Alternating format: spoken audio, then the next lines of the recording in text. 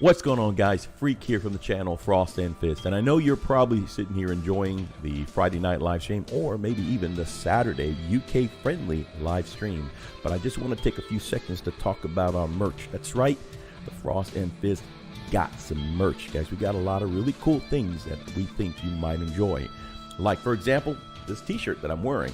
You'll see the Wolf Brother wear it on occasion as well. Not only that, we even have coffee mugs. Come on, you don't think a nice cup of Joe tastes heavenly coming from this bad boy? I submit that it does not. We got a bunch of other things out there as well. You can get really nice t-shirts, tank tops. That's right, guys. You can go around flexing your hobby muscles in front of the ladies. Oh yeah, you can't go wrong that way. You can even get socks. You can even get that cool banner like the one we got, like that one. That's right, that one. So we got a couple of things. Go check it out, guys. They're reasonably priced, and it will help us to continue this crazy cause. And thanks again for helping us out and giving us some support. Now, back to the show. And we are live. What is going on, guys? Welcome to the Frost and Fist. I am Freak, and I've got a special guest, not Mythos, because he's not a special guest. I'm a little big to be Mythos. Welcome, Big D, from the Game Crowd, because he's got a big D. Well, thank you so much for having me, my friend. I appreciate it greatly. It is absolutely my pleasure. So, guys, you'll notice we're starting a little early. A couple of reasons why. Last week, we had a terrible, terrible time. There was absolutely no live stream, nada. So I felt, we probably owe it to the community to start a little early today, get everything set, get everything ready, get a good guest in. By the way, not a replacement. Mythos is actually flying in from Baltimore for work, and he would not make it in on time. So you snooze, you lose. I'm here. Right? Hey. So great guest. So again, welcome again, man. Always a pleasure to have you on board, man. And it's so exciting. Always a pleasure being here, my man. Always a pleasure. Absolutely. So real quick, let's get catch up on the chat. And I know we are early. Let me just kind of give you guys a rundown of what happened, so you'll know what's going on. Let me turn the. I think the music is just a little high. Let me drop it down a hair. So, last week we were ready for the show. I had everything ready to go.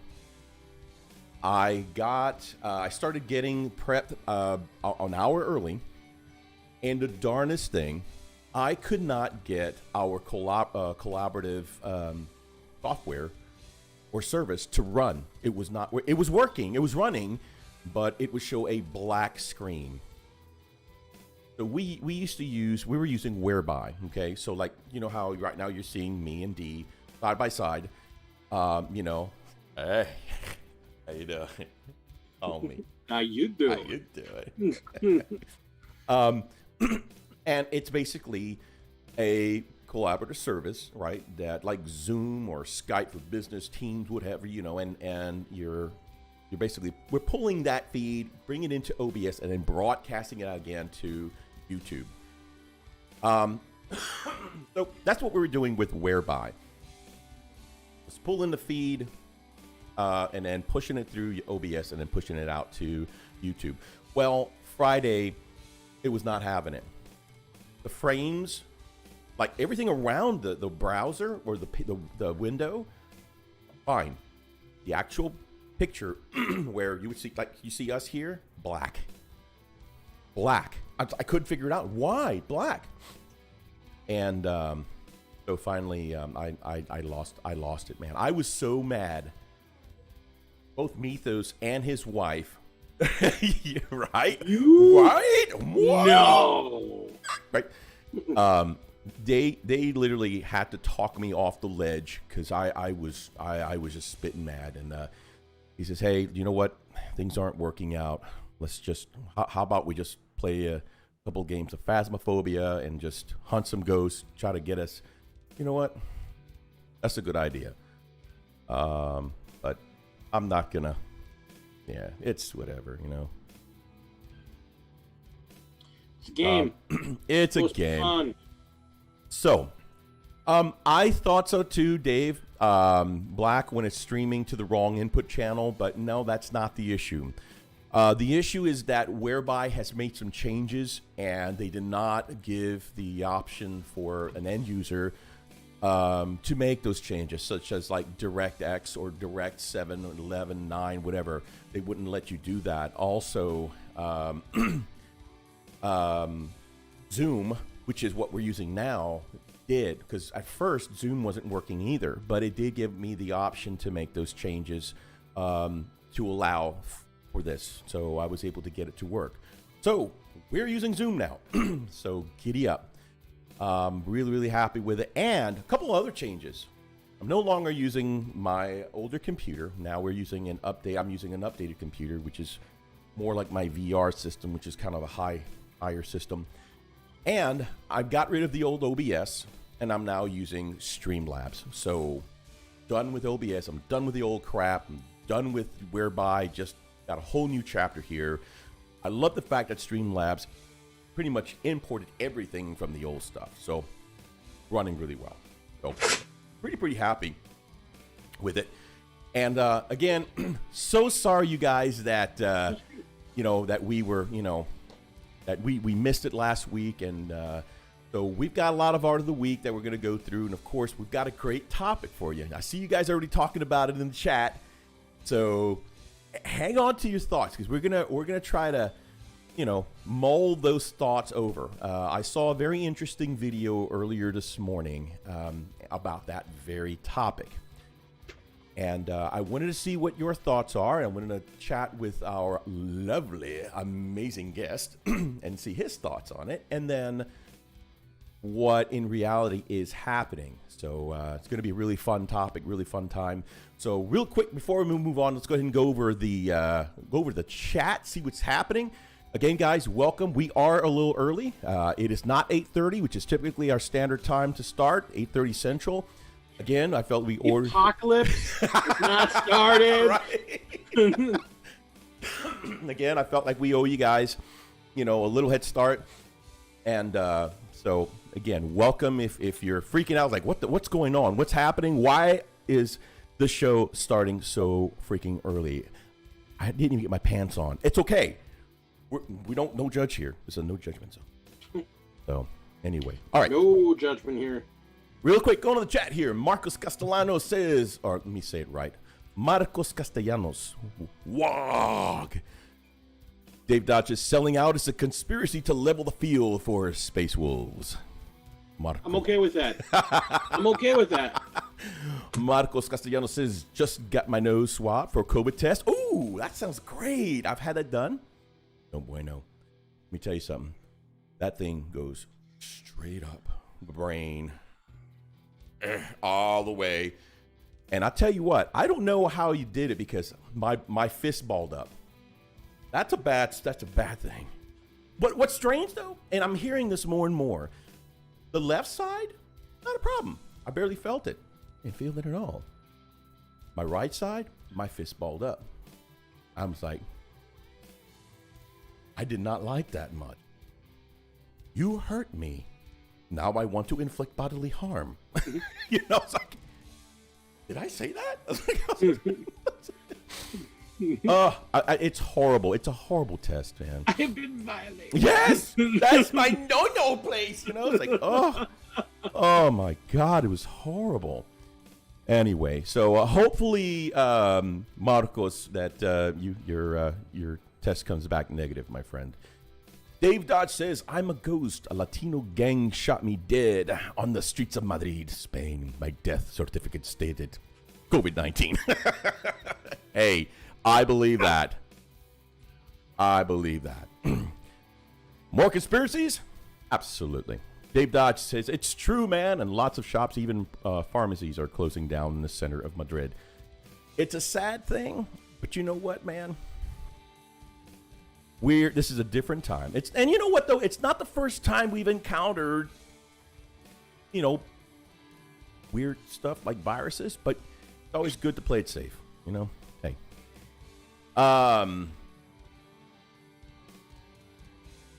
Dave Dodges, I know what you mean, freak. I lost the Evolution HP CS 5mm needle nozzle on the floor, and I went berserk. Ordered a new one for 14 euros. Man, losing a needle on a floor, or breaking it, or busting the point or the tip, that makes it mad enough to punch someone's grandma.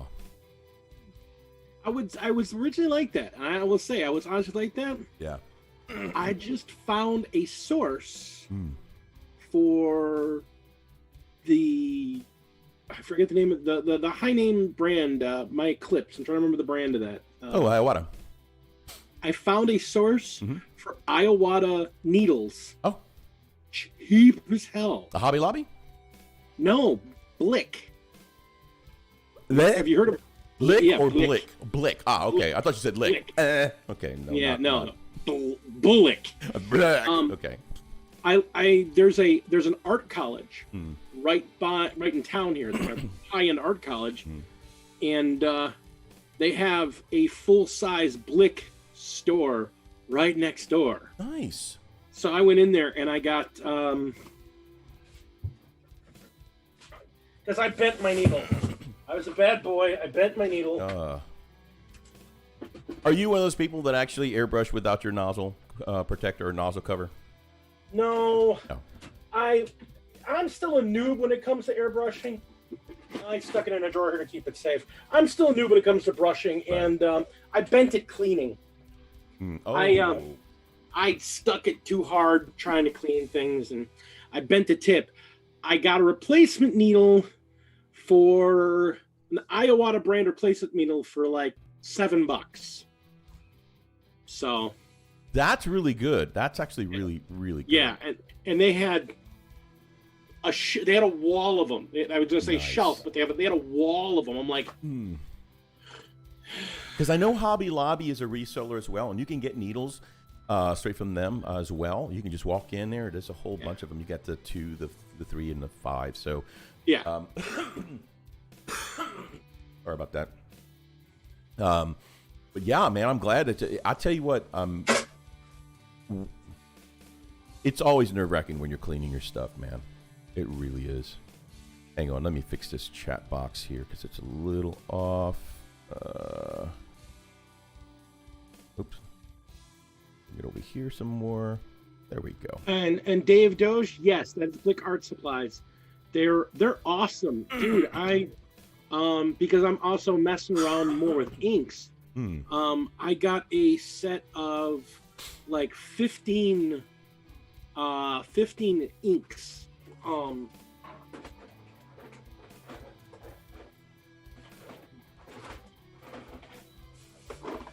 What kind of inks did you get? Did you get specific to Bill Hill?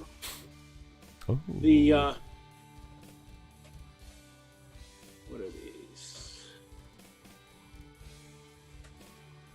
I don't know the brand is. Oh no, it's these ones here. Bombay. Oh. Go to your right a little bit so we can see it. There you go. Oh, okay. What kind of green? Oh, nice. Yeah. How are they acrylic? I mean, what kind of inks are those? These are India inks. Ooh. Yeah, so really, really super rich color tones. Just super. I mean, look at this red. Oh man, yeah, bring it down a little bit. Oh, yeah, that's gorgeous. Wow, that's vibrant. Yeah. Wow. And nice. They're like $3 a bottle, $4 a bottle, something like that. They're ridiculously cheap. So we picked up a bunch from there. Because, as you know, Lady D, she really loved using the brush with ink, and I want to start actually with some of the new guys I'm going to be painting. I want to use inks through the airbrush. Oh, very nice. Oh, that's going to look really good. Yeah. I love that. I love that sculpt. Yeah. Oh, that's gorgeous, man. Yeah, I started in both through November doing Slanesh, and I got one of these guys. And Dave Dodge is pretty. He's like, God bless Slanesh. Okay, now settle down there, pal. Settle down. God, chaos! I swear. Wow, good stuff, man. Yeah. Let me catch up once again to the chat, and we're going to go into what's been going on with the hobby stuff, all right? Let's see here. Running Bear, how are you, man? Says, hi, is all. Says, I'll admit, when I got my COVID nose test, I had a tear wanting to come out. Oh, me too. I'm telling you, it's not fun. Dave Dodge, that's Blick's Art Supplies that he used. I'm gonna have to check that out. I'm gonna have to check Blick's out. So I guess it's an online. They have an online store as well. They have online too, and they're just art supplies. They're a high-end art supply store. Right. But and when I say high-end, I don't mean like high price. Sure. Because they're designed for like professional artists and stuff. So you can get like they had an Iwata Eclipse there, not the basic Eclipse, but there's the Eclipse Pro. And it was less than 100 for it. Wow. I'm like, they're a big that distributor much for my regular Eclipse. So yeah, they have buying power. Yeah, they had like a bunch more different kinds of Iwata airbrushes, lots of supplies, really cheap spirits. Nice. Really cheap oil paints, so I can make my own oil washes. It was great. I mean, my wife working in a Michaels is good, but having access to a Blick as well is just... Absolutely. Oh, man. Dave Dodge says, it's not the nozzle cap or cover, it's the Iwata needle nozzle, which is copper colored. Oh, yeah. Okay, I know exactly what you're talking about. You're talking about the nozzle itself, which is brass, and it goes away into the void, and the crying starts. So, I get it. He says, it's as bad as dropping a piece of gray plastic on my gray carpet. Right? No lie. It happened at Mito's house. I was trying to work on something, and something fell from his model and went straight into the void. He doesn't have a carpet. Got hard floors. Gone. Went into the void. How? Go to the bits box. It's gone. It's gone, right? Dave Dodge says, I was low on the floor when cleaning the airbrush. I heard it drop on the wooden floor, and I just could not find it. I was sweeping the floor with magnets, man. Marcos Castellanos says, this is the first time I've made the beginning of one of these streams. And I'm glad you did, Marcos, and I'm glad we were able to come in on time, or at least early, so you can actually make one of these, man. Thanks so much for joining us. Well, now you know the secret. Yeah, hey. And get rid of Mythos. Wow, there's a conspiracy going on, guys. Monica says, I would probably have more time for hobbies since I will be working from home for the next couple of weeks. Well, I mean, there's always a good side to some things, right? So that's good. At least you'll be able to work from home and have some time to hobby. He says, my next project will be a 5-orc Death Skulls Commandos. Very cool. Very cool. Death Skulls? Yeah. Death Skulls. He says, also, I'm working on an orc terrain piece. I'd like to see that. If you would send us that, we'd love to air that, man. That'd be great. Dave Dodge says, at Marcos Castellanos are the GW Commandos. Marcos Castellanos, Orc MDF terrain from Cromlech. And it's lovely. Very cool. that orc terrain that Cromlech does, that MDF stuff, really, really great stuff. Just... Very nice, man. So, my friend, what have you got going for hobby? What has the whole hobby thingy? Have you been hobbying and sort of, kind of, yes, no, maybe so? I've been insane, dude. It's been great. As you know, I take my no bolter November. Yep. I don't touch anything 40K for a month, and I just focus on anything else. Well, I got into Age of Sigmar last year, and I finally finished off the last couple of my Stormcast right at the beginning of the month. And then a buddy of mine offered me a deal. He bought the Bones and something. Said it was the Ogres and the Bone Dudes from Death, the double box set. The Feast of Bones. That's the name of the box set. He got it. But he didn't want the ogres. Oh. But his significant other used the one ogre that has a cannon on the back of a boar. She used it for complete kit bashing. So he sold me the rest of the box for like $40, like the cost of a box of just the Ogres. Okay. So I did all those. So I have a 500 point, just play around with them Ogres unit. They're all done. And then I want to do Slaanesh.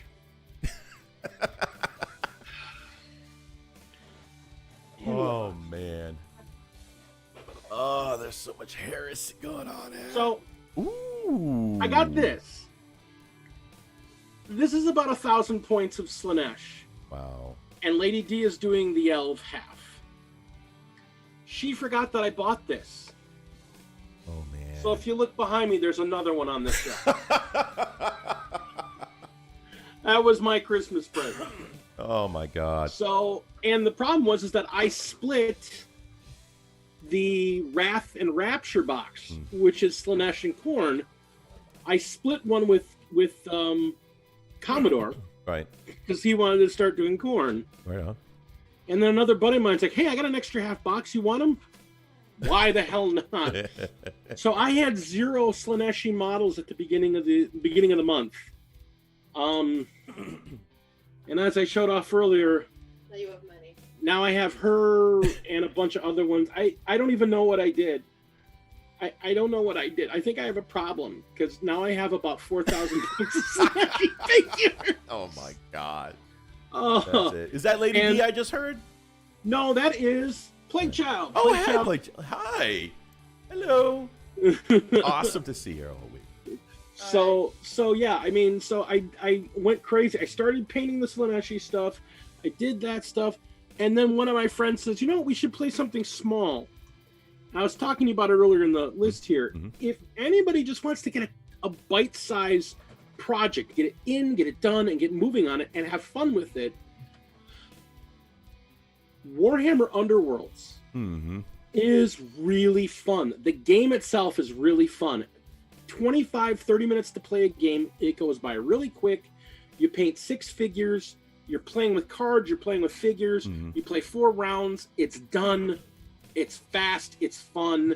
And you can do like 4 or 5 different armies and you're done. You just do that one little group and you're good to go. And every army plays a little differently. So it's been great. I did 7 of them.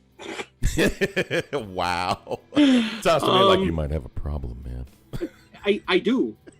Taking No Bolter November really, Oh, my God. really got me good. I mean, I got a ton of Age of Sigmar stuff done, and then Take it very serious. No Bolter November ended, and I've done.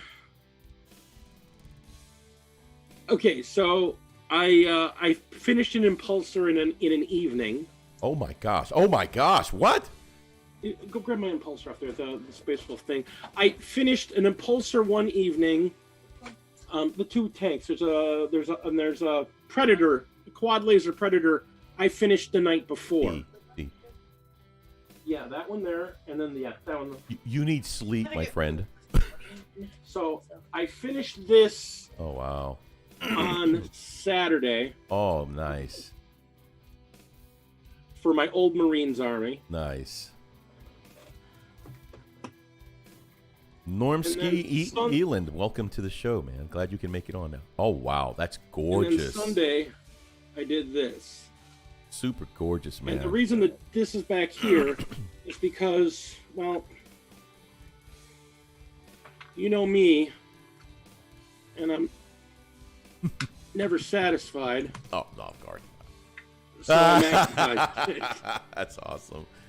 So I can run it as the gunner, I can run it as the thing here. Very nice. But yeah, I finished this guy up. I did a bunch of kit bashing. I did some stuff for the first time on it. That fur hanging off the side there, Yeah. all green stuff. Wow, very nice. Yeah, so green stuff there. What did I you had an use extra- for that? Did you use the a roller pin for the texture or what? Huh? Just by Nope. hand? I took a piece, I mushed it out, I just stuck it on there, and then I took a dull X-Acto blade and just kind of stabbed it a lot. Okay. And then I grabbed a toothbrush and kind of wrapped it, and then went back over it with this, and I got that lovely fur texture out of it. Very cool. Wow. But that was this was Sunday. This was Saturday. Oh man! And now I'm in the midst of painting the rest of Indomitus. Oh my gosh! So yeah, Because- you're very much close. You're closely to catching up to Elstonation level here, man. This is nuts, dude. You need sleep. You know, I do sleep. I get 4 hours a night. Late. I get 4 hours a night. 4 hours. You sleep at every stoplight, right? I mean, hey, you know, Oh. And I actually even bothered. I don't know if you you can painted see it the real well. inside. I can see it. Hey, I'm not gonna throw any shade, my friend. I am the worst offender when it comes to painting the insides instrument cluster of everything. And I know, and I'm telling you, when I first started doing that, people were like, yeah, why do you do that? You know, nobody's gonna see it. I know it's there. I know it's there. There's show a 'em up. reason there's 6 colors on that panel. Exactly. Because you got to be able to tell the red buttons from the blue buttons. Right? Because I'm telling you, man, these guys, they're wearing all these helmets. They're like, all right, which they all look alike, Sarge. Press any one of them. Eject, you know? I don't know. So, we need something that they can see right. So, anyway. So, yeah, I've kind of gone nuts. I finished up Ragnar. Very nice. Yeah. So I'm trying to get prepped up. I've got a 2,000 point game tomorrow, so I'm just trying to get the last few pieces I need base coated at least. Nice. Very nice. But yeah, I've been going crazy. I've been going absolutely nuts. I lost track about a month ago when I crested, I think, around 500 figures for the year. So I'm somewhere between 500 and 600. So okay. Yeah, I gotta get cracking, man. Yeah, you're making me feel really bad right now. you shouldn't, and I'll tell you why. And I made this point. I talked about this to somebody else. It's actually kind of important. There's a reason why I'm going crazy like this, too. There's actually a reason. Red Bull? No. A lot of people, especially newer to the hobby, Right. are really intimidated by the whole painting thing. Mm-hmm. And here's the thing.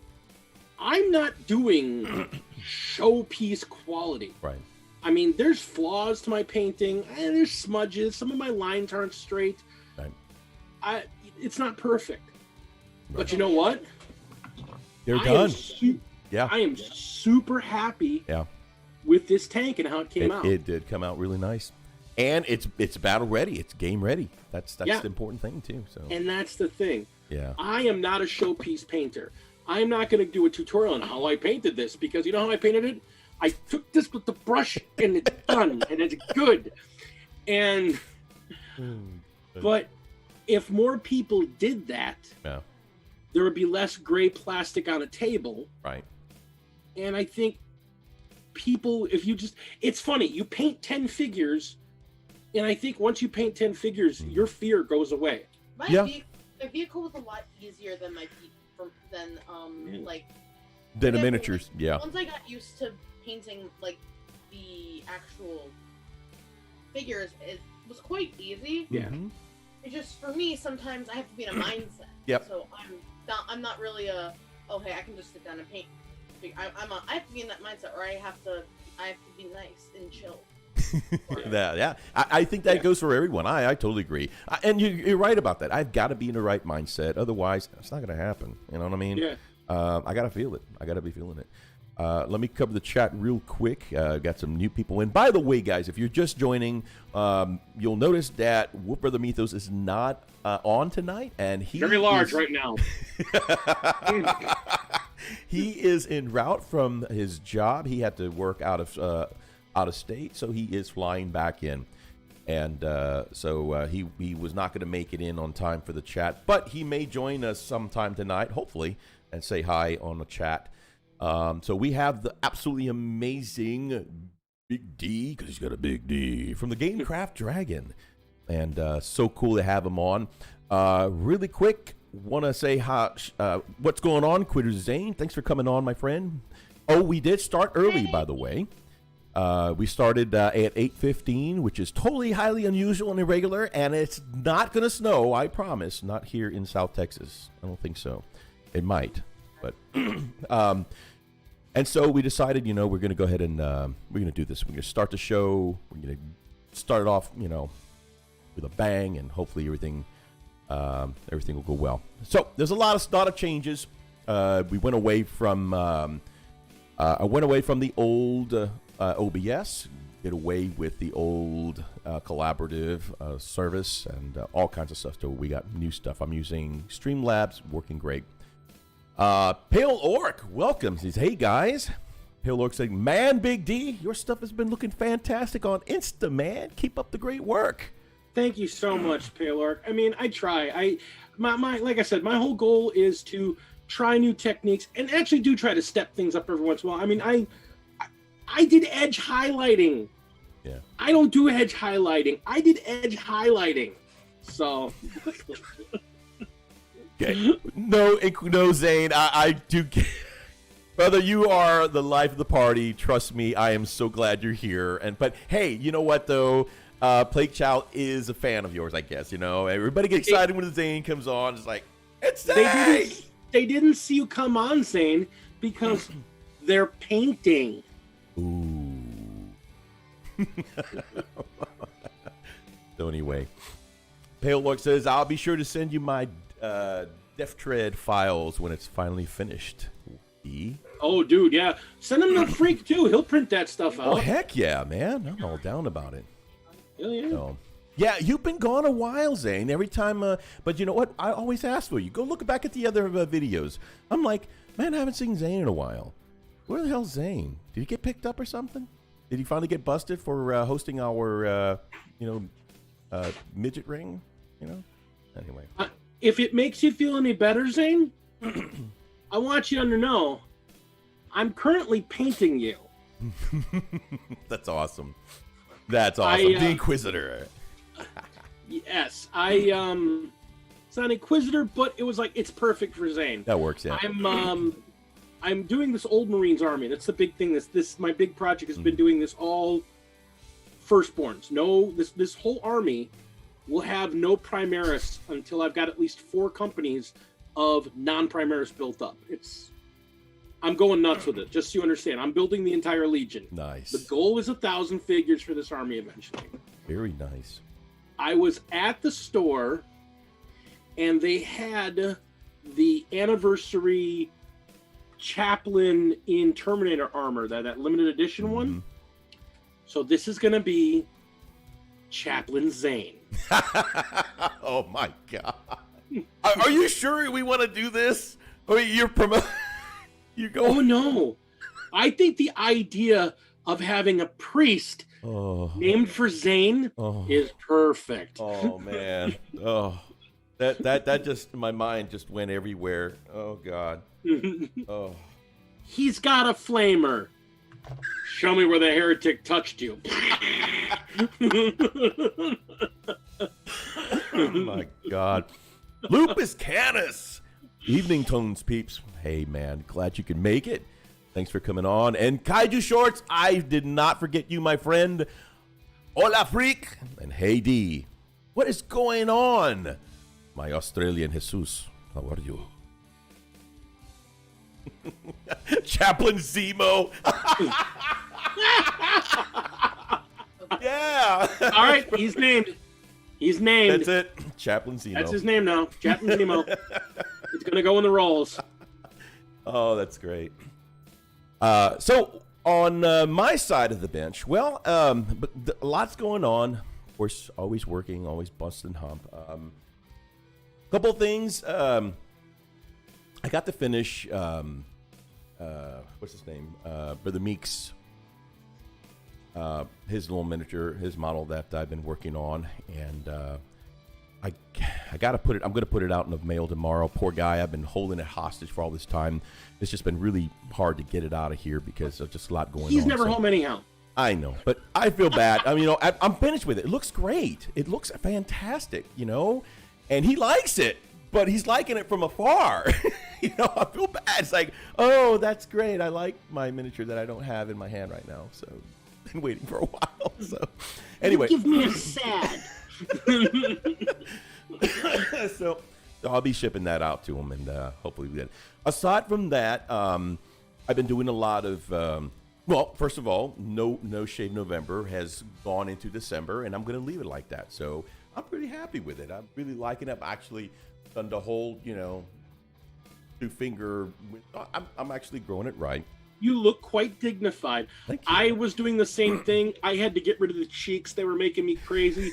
But I got the whole Ming the Merciless I thing like going on. that, man. You got to do a Fu Manchu now, Just let it go. It's just so I can look at people when we're playing 40K. Yeah, give them the eye. Is that a move? Oh, no, better yet. Is that a move that you really want to make? I object. Oh, man. So, aside from that, I've been playing a lot of games I've been doing. Man, Phasmophobia has been just a fun game for me and a couple of guys. And we've also been playing, I started a designated server for the Forest. Some friends, Mitho's brother, me and some others, we were playing the game, and he mentioned, you know what? It'd be cool that we had a designated server. I'm like, I can do that. Okay. So the computer that I was doing everything like on the OBS crap and all that, you know what? That's going to be the designated server. Done. Boom. So what is the Forest? The Forest is a survival. It's a survival game. Very beautiful game. But it's you're basically crashed in a plane, and matter of fact, you lost Timmy, and you're in this island. The thing is, it's really pretty, really beautiful game, and yes, it does play in VR, and so you can actually collab or play a cooperative with up to 12 people, So it's a pretty cool game. So I decided I wanted to go ahead and just create the set up the server, a designated server, so we can always have that game running the whole time. You can save it. You don't have to worry about because you can host a game, but nobody can jump on until you actually start hosting the game again. You know what I mean? Mm-hmm. So so I just said, you know what, just create the server and just let it run. Let them join whenever the hell they want. So it's pretty cool. So we've been doing that. Aside from that, I've just been working my tail off, man. I think I mentioned this. Well, no, I don't think I did last week. I picked up a new keyboard. I wound up selling my old. I'm a musician, right? So I had a 2003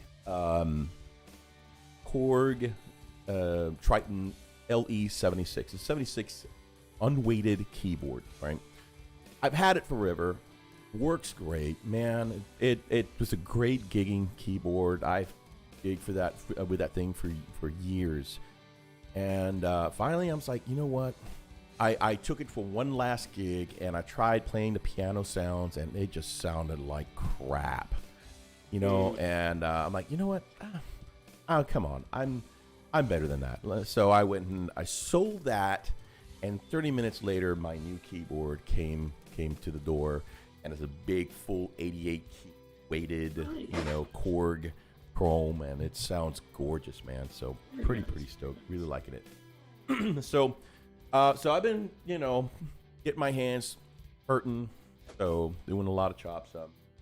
But as far as hobbying, painting, I gotta get back at it, man. I need a. There's a couple of things I really want to do. We had a great game, by the way, for Mythos. We had a get-together last Saturday. And so Thanksgiving, the thing is that on Thanksgiving or the day before was Mythos' actual birthday. And so Mythos had asked for a couple of his friends to hang out, and we went to go and hang out at another friend's house, and we had a game night. And it was great. Oh, happy to say, and I still haven't done this. He's going to kick my ass for not doing this, but he's not here, so. I played Space Wolves for the first time. Ooh. Yes, right. I am an official son of Fenris. And he played his orcs, and he helped me with it because I'm just learning all the different things on the Space Wolf, right? And 1,200 points, so about 1,000, 1,200 points, something like that, and I absolutely fell in love with the cavalry. I could not believe how fast and ferocious. Because you got to understand, I'm a guy, my Imperial Fist. All right, blow their heads off. Let's go home. You play fists. Yes. It's a completely different world. It is. And I'm like, I just ran up the freaking board, killed everybody, and now I'm having a taco. How? That's amazing. That is the coolest thing ever. I'm like, dude, freaking Thunderwolf cavalry are absolute badass. Oh my God. That was insane. So I fell in love, and oh man, dude, I'm gonna tell you what, it was such a great time. Yeah, I'm bit. I'm bit. Yeah. Kaiju Show says, yes, let the melee consume you. And you know what the best part about that is?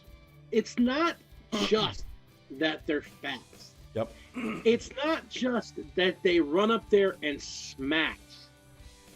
But they get up there, they smash, and then go, what are you going to do about it? Right, exactly. What are you going to do about it? Next.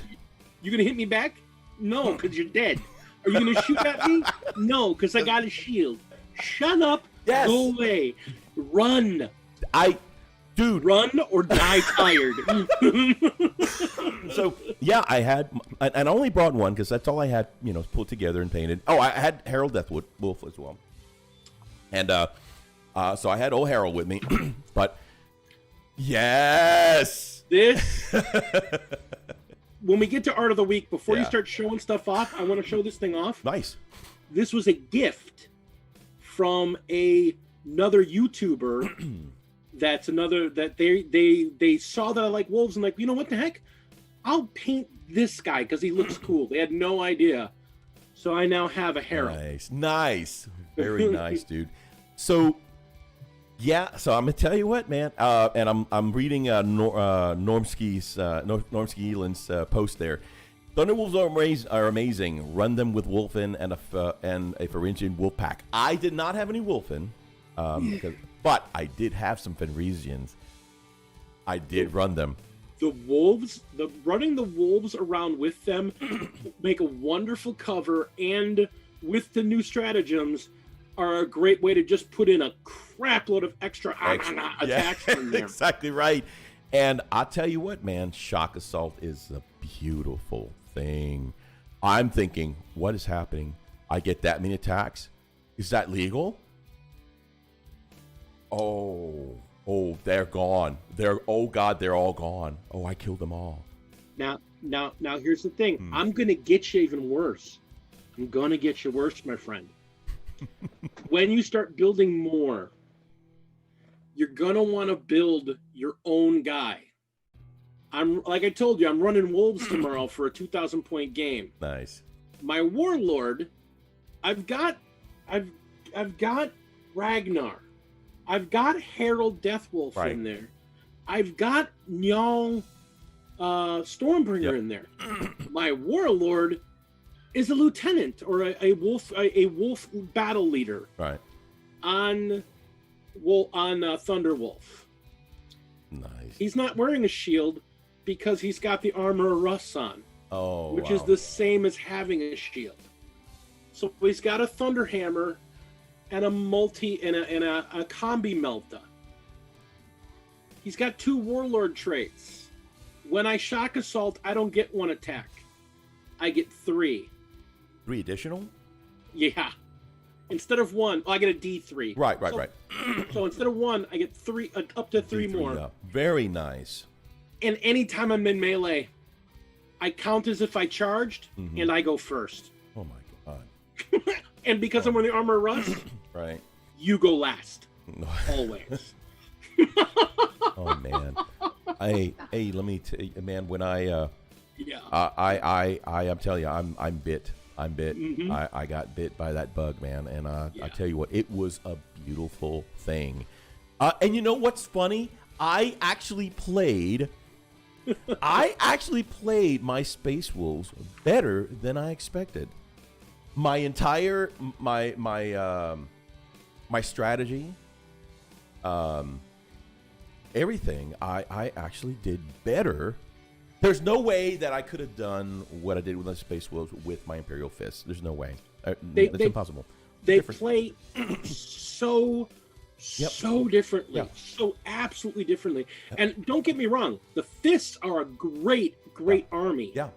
But they just play so wildly different from each other. Oh, absolutely. Absolutely. I mean, you're talking about night and day. I mean, and again, I love my Fists. And I tell you what, I can take some stuff down, but damn, it is hard when you've got a couple of wolves charging right at your face, and you got to make sure that you unload everything you've got to make sure they drop. Because once they get right within charging distance, you're effed. That's it, man. Game over, baby. And that's one thing that I've noticed about it is that, man, look, if you don't take them out, they're gunning for you. It's such a great feeling. And like I said, man, I'm trying to remember what I brought, what I took with me. So I had a pack of Thunderwolf Cavalry. I had some. Oh gosh, I'm gonna pull up my list. There you go. Because Now, for those of you that are watching that aren't Space Wolf players, I'm gonna give you a secret. I'm going to give you a secret that's going to make you, if you ever see a Space Wolf player put this down on the table, just go, the game is yours, sir. Because I did some numbers on it, and I was like, you got to be kidding me. You take an impulsor, you know, that thing I just painted up. Yeah. You put that little dome on it so it's got a 5-up invul save. And then you stick Ragnar and those lovely Blade Guard from Indomitus on there. Those guys get 4 attacks each. The Sergeant gets 5. Yeah. Ragnar, when he charges, gets 10. They're going to go up almost as fast as the cavalry does. And with Ragnar, they're re-rolling ones. And he's got a shield, effectively a shield because he's a captain. It's so wonderful. That's awesome, dude. It was one of those things, like, I was starting to paint Indominus. I'm like, I'm going to paint it for my new army. I'm going to paint it for my new army. I can't. Space Wolf. That's awesome. Lars, by the way, Lars was at our game last Saturday, and it was fantastic. He said that was a fun day. That was a really fun day, man. We had a good time. So I took I took Harold Deathwolf. Of course, he was my Wolf Lord on Thunderwolf, and I had a pack of Grey Hunters, and I brought 2 Venerable Dreadnoughts. I brought. Why? Oh yeah, man! You know what? All melee. They had the big ass frost axe, dude. It was sexy as hell. And Venerables are just meat. They're like, hi, all right, I'm gonna kill you. Right? I'm dead, and I'm gonna kill you. And I took some Wolfguard Terminators. Again, dude, pack of Fenrisian. Thunderwolf Cavalry, and a Rhino to put my Grey Hunters in. So I gotta tell you, man, the cavalry were busy jacking stuff up while my Fenrisian wolves were out there nipping at everything around them to keep them off of my cavalry, and then my dreadnoughts were like literally busting up all the heavy stuff. And oh my gosh, dude, I started feeling, I was like, wow, that I just. Now here's the thing, when I'm listening to your list, yeah, there's not much Primaris in there. Nope, I don't have anything Primaris in that. Now here's the thing. You know Primaris stuff because you use it in your gun in your fists. Yep, I just haven't gotten anything in there. Yeah. I want you to think about this from the perspective of wolves now that you've played wolves. Mm-hmm. I want to say a couple words to you and just have you think about this. Cook this for a moment. Do it. Redemptor Dreadnought. Yep. Think of that thing running across the field, blazing, and then punching someone in the face. Yep. Dude, that, oh my God. Leviathan Dreadnought with twin drills. I didn't think of that. -4 damage, hitting it with something like, I think it's like 18 strength or 19 or 20 strength. It's oh God, that's instant kill. stupid. No, you can't come out from that unless it's you run. Oh, look, you pulled a tank down. You're dead. And you're dead. And you're dead. Oh my God. The other one that got me that I didn't think about until I painted them up. These guys. Oh, the Outriders. The Outriders. Remember, they got a special rule. When they charge, they get a bunch of extra attacks. Yep. They're hitting them all on 2s because they're wolves. And if it's third turn or better, every time they roll a 6, it's an extra hit. That's freaking crazy, man. That's so crazy. And because they're bikers, that machine gun on the front, that twin bolter, it's always at rapid fire. Yeah. So they move, they shoot, and then charge in and hit you 15 times. That's crazy, dude. So just to say that I really enjoyed the night. I really enjoyed playing my Space Wolves for the very first time. Got to get him out there, man, and it was such a great time. Really enjoyed it. And yes, that's all I had. I didn't have. I just had vanilla. But man, they did great. And a couple of things that I'm going to add to that, to my list, because now I've got plans. Oh yeah. So yeah, I mean, I've got a what did I get? So my intercessors, I'm gonna make those wolves. And I'm going to convert those to all assault intercessors. So I'm going to try to mix it up too. Of course, I'm going to have some. And that's the beauty of it. Yeah. The assault intercessors are amazing. Yeah. Because they have that strategy to let you fight twice. Right. Gray Hunters, now that they got 2 wounds apiece, that is. To be blunt, that is a stupid. They resurrected them. They resurrected them, man. They're dumb. They're just like the only thing you got a rhino for them. Again, thinking about it from the wolf perspective, get a drop pod. Yeah. Turn 1, I drop them in the backfield, and they come from behind you. Hi. Yeah. But. Yeah. Although I tell you what, it did what I needed to do. It got my guys all the way to the objective. Oh yeah, rhinos are that's the thing. You when you think of fast and rapid deployment, you think of white scars. Right. But the wolves, they eat that up like a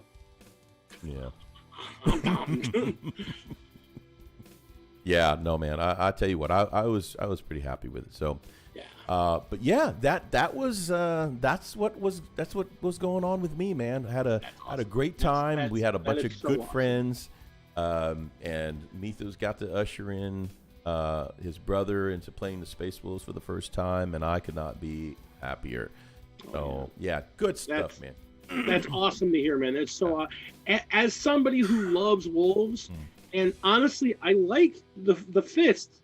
But I keep hearing you be frustrated with your fists, and I'm just thinking, the whole time I'm thinking, dude, you play wolves once, you're going to be like, I like my fists.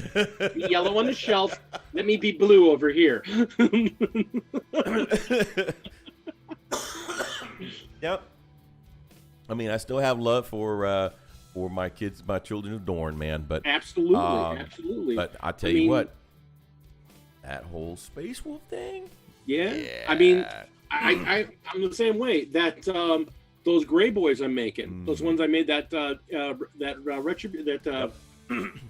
Predator 4. Yep. Ooh. This is all for them.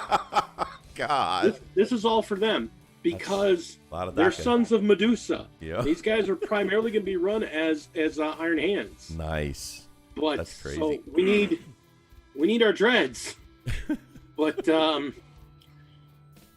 there's something good about sometimes just saying, okay, yeah, shooting's good. Yeah. But sometimes some Xenos just need to get punched in the face. True. That's true. And that's what Mythos always says. He just likes to run up his guys right up down that freaking table and just punch something right in the face, you know? And so, all right. Now I feel it. I get it. I get it, man. So, all right, guys. Let's catch up real quick in the chat, and then let's. What do you say about doing some Art of the Week? By the way, we want to go and showcase what you said you were going to say. Yeah. So, all right, guys. Hellchild, my man Hellchild, how are you, sir? I love how he says that. That's right. Run and die tired. Yeah. Says, Freak, you are glowing. Dude, we get a win like that? Hell yeah. I'm feeling it, man. Marcos Castellano says, I'm not a wolf player. That's okay, man. It's okay. Put the word yet on the end of right, it. exactly. Not yet, you're not. Marines are something other than wolves. Well, Yeah. I mean, yeah. Hold You on. need people to hold the rear objective. Wow. Wow. Okay. I'm still a Marine player, right? I'm just saying. Well, technically yes, but Yeah, right. well, yes, man. No. Lars says those wolf venerables look very cool. Giant rune axes and Yeah. shields. Oh, they are, dude. Yeah, They're yeah. There was some art going around earlier that just. The thing is, I've been seeing wolves because they got their book out. Mhm. There's so many people doing really great wolf figures lately. It's just been amazing. It's been very inspirational. Very inspirational. I mean, I honestly, I'm ashamed to admit it, but I found a place in town that's got Indominus boxes on sale. I kind of want to get a second box just to do more of the Indominus guys and go Hellchild levels of kit bashing on them. Remove all the swords and put axes in place. Right. Now that I did that fur, that's the first time I've done green stuff fur. Now that I'm a little bit more comfortable with it, I just want to cut off all the robes and just stick fur everywhere. Just go nuts with it. You know, I saw somebody clip a piece off and replace it with a strip of fur. It just looked gorgeous. I'm like, this is not stuff I would have thought of before. But now that I've seen it, I can't picture it any other way. So, Nice. yeah, I don't need more wolves, but I need them. I need them. Oh man.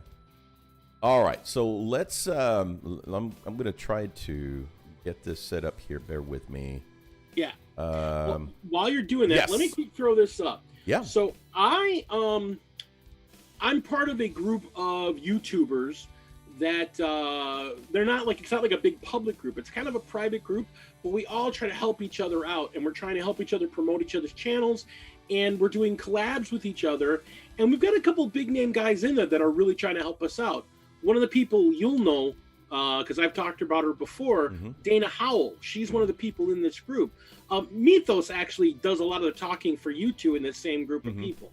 It's like a brain trust of all these YouTube creators. That's cool. Well, they did a Christmas they did a Christmas figure switch where everybody did a figure about 90% done and then sent it to another person as a Secret Santa.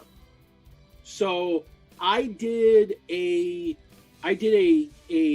Blood Angels captain with jump pack that I sent to somebody, and he had to do some of the shading on it, but most of the figure was done. When he gets it, I'm going to put the pictures up on Instagram.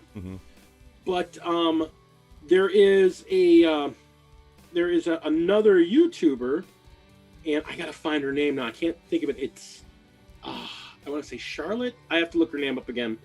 But she did a custom Herald Deathwolf on a custom base. And this thing is... Oh. I mean, look at that shield. That's oh, I remember that. Yeah. Isn't that the one that they use a button or something? No. Actually, here's the crazy thing. What? This is 100% 3D printed. This is 100% all 3D printed parts that they took like 20 different models and took pieces from them to put this all together. Oh, that's sexy. And here's the really cool thing about it. We're talking complete kit bash. The base is completely scratch built. Nice. That's a piece of blue plexiglass to do the frozen river that he's running across. That's straight up sick, man. I really like that. We kind of started doing something. I'm trying to remember back. I think back in the day, and I want to say it's when we were with the not the Unification group, but before then. Okay. We did that. I think we were passing around a model, and you would send it off, and you paint a little bit off of it, add something, you send it to somebody else, and you kept adding and adding and adding to stuff to it until it was a really cool deal. I need to talk to Mythos, see if we can try that. That's actually a really cool idea. I like that. That looks so freaking. And this sweet. is the thing. This was their secret Stana. So she's never painted a 40K figure before, ever. Nice. She just saw on my channel how much I love the wolves. So she's like, well, I got these pieces and this guy looks cool, so I'm going to do him. Right. So, I mean, I've got that wolf model for my 3D printer. She scaled it up so it could be a rideable size wolf, and then took a blade guard body and a bunch of wolf pieces and a custom axe and a custom shield from 30K and just all kinds of different pieces and pieced him together. Nice. And he's just stunning. But she was 90%. I had to do a little bit of shading on the yellows because they were like super, super like canary bright yellow. And I wanted to just bring them down a little bit. But that was, I didn't want to touch anything else on it. I did like a little bit of shading. I was like, no, it's fine. It's fine. It's fine. I don't want to overdo it. But it was just such a stunning figure. And now tomorrow when I play, I'm going to be using this one and the one Mythos gave me. They're both going to be on the field. Oh man, you're going to wreck face. Along with six other cavalry wolves.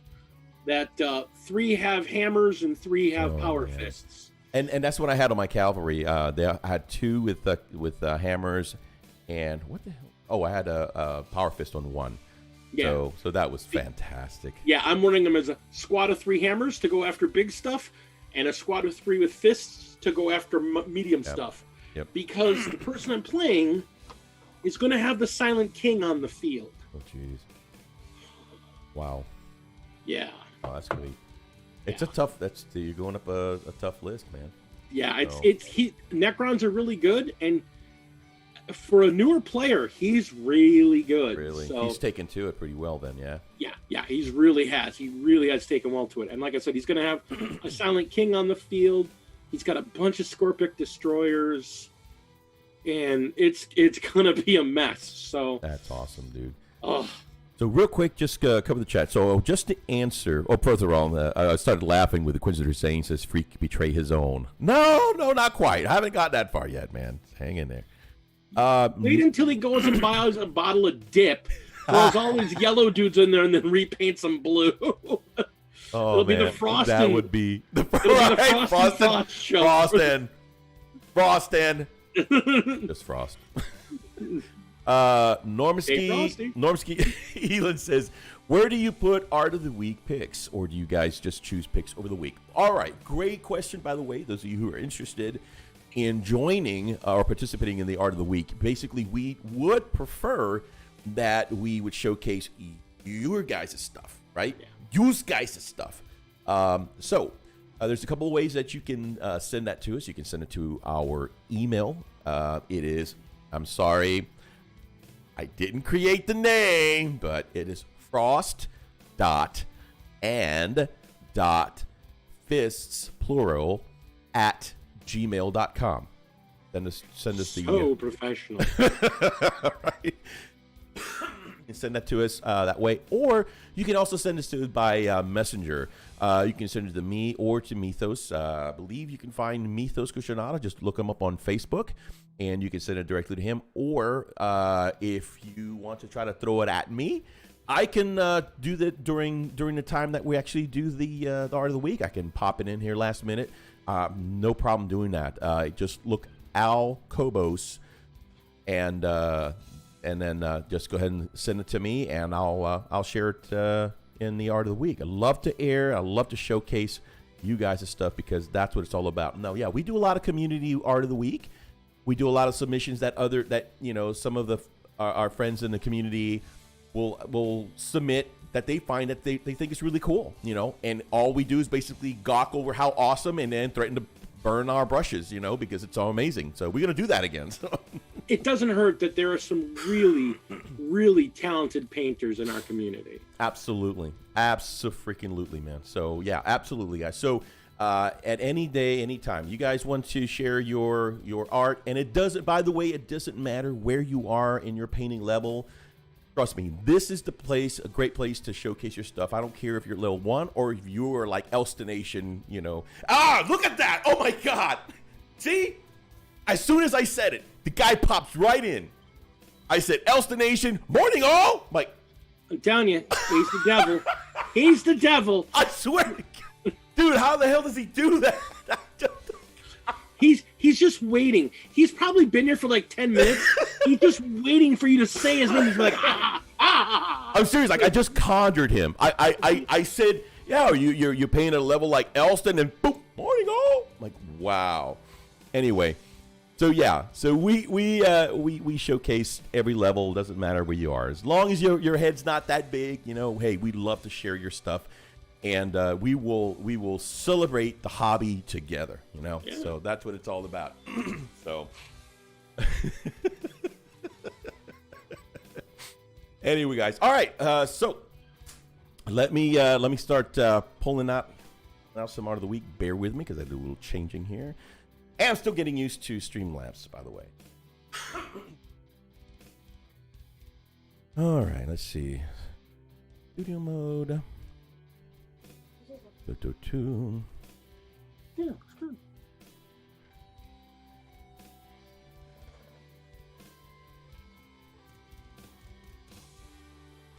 All right, let's. There we go.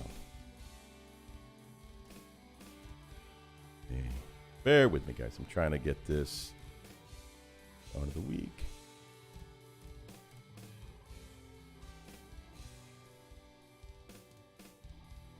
I have some last minute submissions I'm going to have to throw in there real quick. All right. Yeah.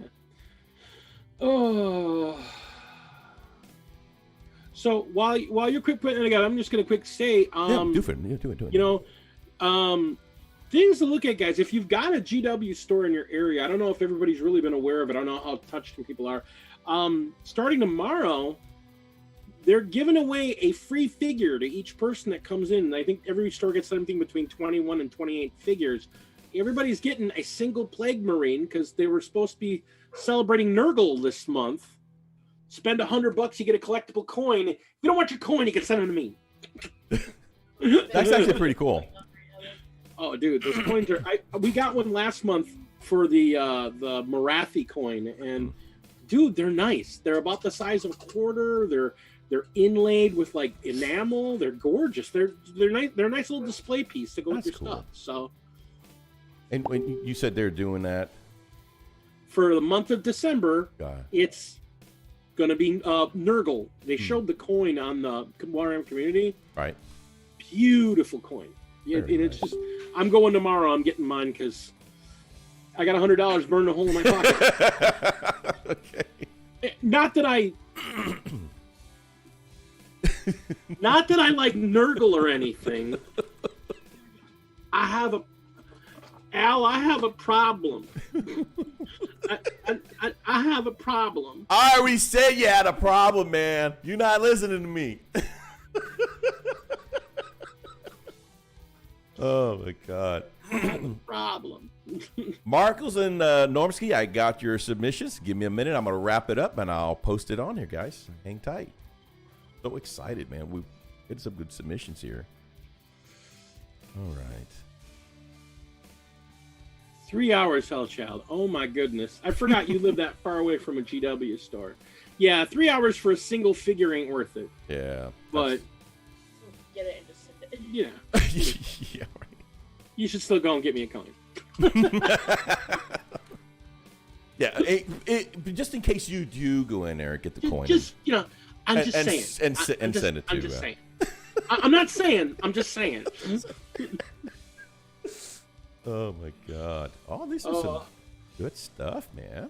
And see, Mythos is gonna miss out on this art of the week. Oh, there's some orcish stuff in here. Very. And nice. I'm about to give Heinrich Botha a run for his money. This is my model. I'll be doing my test paint job on. Digital Necrons. Oh, dang, dude. That's. All right, let's get started, guys. I think we're good. What you got? What you got? All right, what you got for a po chop? All right, let me switch it. All right, hope you guys can see this. See this okay? All right, this is by Drew Carrington with or 1 inch. He was Drew Carrington, I think he's the one who posted it. I'm not sure who submitted these guys because a lot of these had come from Mythos that others had submitted directly to him. So please forgive me if I don't give you credit for submitting these on behalf, but I definitely want to showcase them. So just, you know, check it out, man. So this is the really cool mini. Look at this. I love the shield. It's the... I saw this on Facebook the other day. Yeah. Instagram the other day. Yeah. I love the fact that they have the shield and it's not like perfectly round. You can see it. Yeah. They made it a point to kind of stretch it and bend it to fit with what the character's motion is. It's a cool touch. Yeah, and not only that, it looks like it's magnetized because it's the same model, but it looks like it kind of attaches carefully to the Oh fist. yeah, I just noticed that. Yeah, that is a really nice touch, man. That's really, really crazy cool. I love the effect. It looks like an Aurora effect. You can see it right at the edge, where it looks like some of the power effect was, some power dissipating, and of course some hits. You can see how it was just making some matches. That's really damn cool. Get some better, closer looks here. Holy crap. Again, guys, this is the part where we say, damn, now I got to go burn my brushes. Well, and that's the beauty of it. Seeing up close like this, I mean, it looks really good. Oh, man. But, you know, the funny thing is, what he did there, it really isn't that difficult. It's just a matter of, it was, you know, the hardest part of painting cool stuff, having the idea in the first place. And right. That's where this guy executed amazingly. Yep. He just had this wonderful, amazing idea, and it worked. Yeah. It looks like it's glowing. I mean, I love what he did with the highlights, the eyes glowing. I mean, this is just fantastic work. Again, here's a really nice side shot of it. Holy crap. Beautiful job on the cape and yeah, I mean, it's just now the thing is, I'm even wondering, I mean, that's not the normal, is that the normal just Primaris Psyker model? I don't think so. No, I don't. Yeah, I'm like, I don't even know what the heck model this is. It's a it could be a kit bash. I don't know. Dude, look at that! Look at the freehanding on the back of that cape. Yeah, exactly. Yeah. Look at the details on the scripture on the. This is incredible. Okay, so the seals. You've got the seals. You can see the writing on the seals. That is it looks like sick. If you zoomed in, you could see like. Yeah, absolutely. That is just that's sick, man. Yeah, really well done. Here's a really cool front view of the shield taking hits. And the hand almost looks real. Yeah, it really does. It really does play shot. Check this out. So if you look at the base complements it as well. Yeah. Very nice. Oh my god, the stone face and the Yep. base. Yeah, you can see the algae, right? I mean, it's a lot of attention to detail. It looks almost real. Yeah, it's really well done. I mean, the shadowing's really done. It's really well done. Yeah. Hellworks by Hellchow says it's a slight kit bash. So yeah. I can believe that. Here's the amazing back of the cape here. That is fantastic. Gorgeous work.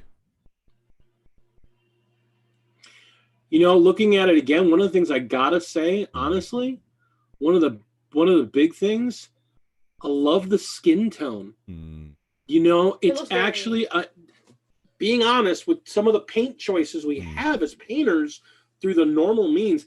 It's hard to do non-Caucasian skin tones and get that measured out right. And that skin tone it doesn't look too red. Yeah, it does look really good. Yeah, it's a very natural skin tone. That's really beautifully done. That's straight up Samuel L. Jackson right there, man.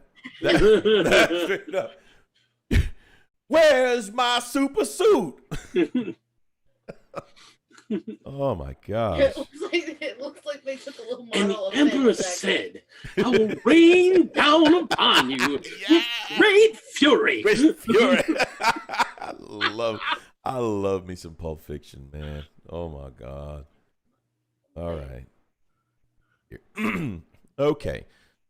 Excuse me. So this is Pathan Nathan.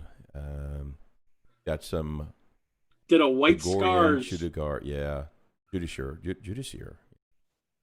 Oh my goodness. Like the dirt, detailing on the bottom. Yeah, that is just.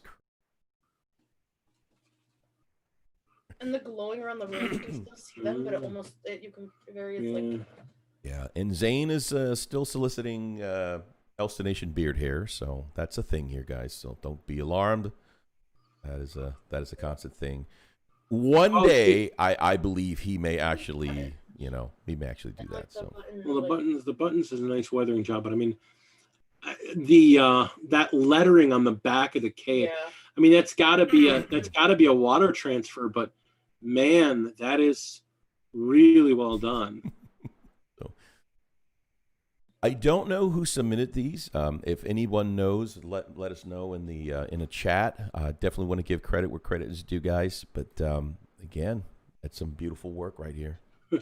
Holy crap! You know, it's funny you were mentioning Age of Sigmar, and we're still considering jumping on that bandwagon. I have already decided I want to play elves, so it's just funny that you mentioned that Lady D was going to be playing them as well. Well, and here's the funny thing: that figure you're putting out right there, that looks like that'd be a great Age of Sigmar figure, right? Yeah. You know what that is? What is that? That's Jane Czar. That's the Phoenix Lord of the Eldar for those Howling Banshees. Ooh.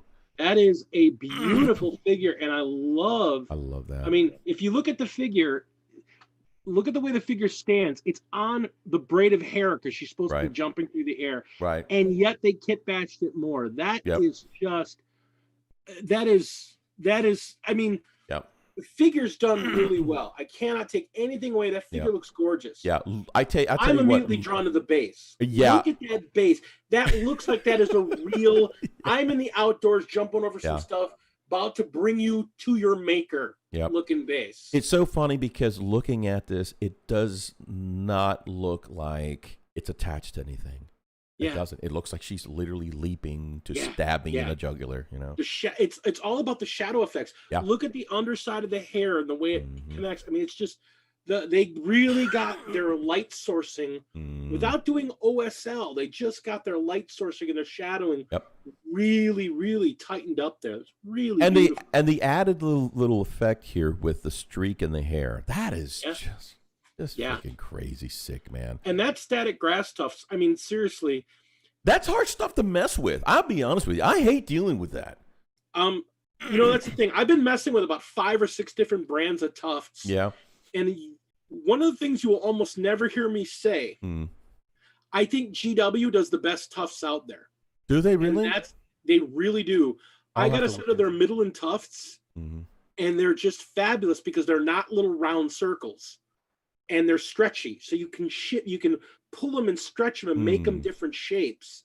And they're already start off as irregular shapes. Wow! Yeah. And I mean, and the grass in them is multicolored, so that's beautiful. But, geez, it's just I know, man. And how individual the hairs. I'm excited about the figure because I'm going to be painting one of those eventually because I have the figure. Oh my god! The weapon that she's holding up. I mean, it's just such. This is that figure that was introduced in that Blood of the Phoenix box last year. Nice. It is such a dynamic pose. I mean, it's one of those figures that you just look at it and you can see it moving. Just beautiful. Yeah, I love this, dude. This is super hot, man. Oh yeah. And you know what? And again, this is something that I always go back to what our friend Rob from the Miniatures Paintbrush is that it's if you can look at it and it looks like it can tell a story, that's when you've really done it, you know. So really incredible work. I love the armor. I love everything about it. Yeah. It's good stuff, man. Look at this. Gorgeous work on the lighting effect, on the cape, on the fur. Good grief. And you know the funny thing is, you know what the immediate thing I notice? Look at the gums on the wolf. Right. They're exposed. If you want a dog, yep. If you want a dog, you know what I'm talking about. Yep. That's real. That's some tight brushwork right there. That's an incredibly tight brushwork. That's straight up feral crap. You know when your dog does that, you're in trouble. You just took his steak. Oh my gosh. I like the fact that he's also doing a lot of non-metallic paint. This is all non-metallic. This is incredible, man. Damn. Yeah. This is yeesh. Non-metallic. Now I'm wondering, is that Lucas the Trickster? Or I'm trying to remember who that figure is. I don't believe that's Lucas. I don't know what that is. Because I know there's a lieutenant that's actually an elite that's a dude on a wolf with two twin wolf claws like that, and he's been seeing a lot of people talk about him because it's just such a fun figure to play apparently. So just Canis Wolfborn. That's there you go. Awesome. Thank you, Normski. And as much as I'm a purist for color, I actually really like that blue. I like that dark blue they're using. I do. You know, it's kind of funny because Mythos, his army, that's very similar. This is a color scheme that he's using on his, and I love it, dude. It's definitely not classic, which doesn't have to be. Yeah, I mean, I'm a classic guy. I mean, you've seen my stuff. Oh, yeah. I'm real big on the bright eggshell blue. Yeah. Okay. Crazy. Little pops of color. That is the game day. That's the metal wolf priest from a few years back. Oh, game wow. Day figure. Well, that is a beautiful figure. Yeah, they've done it in with this one. Look at this. Oh, man. Look at the things on the waist there. The little tiny touches of color. That's really well done. It's like most of it is quite darkened or like muted, and then there's just these little pops of almost quite a bit brighter. Draws the eye. Yeah. And it really just makes everything pop a lot more. There's a lot of drooling going on. Look at this, and again, I'm sorry, guys. I don't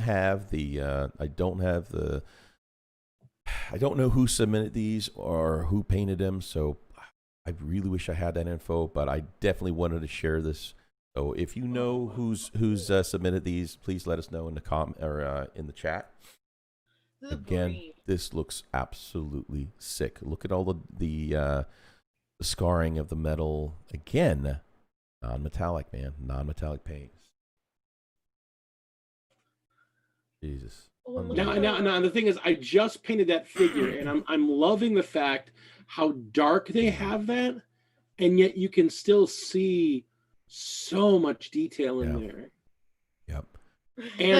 And all the orc debris. Added to the base. Yep. Rip. Yep. Oh my God. Oh, ruining.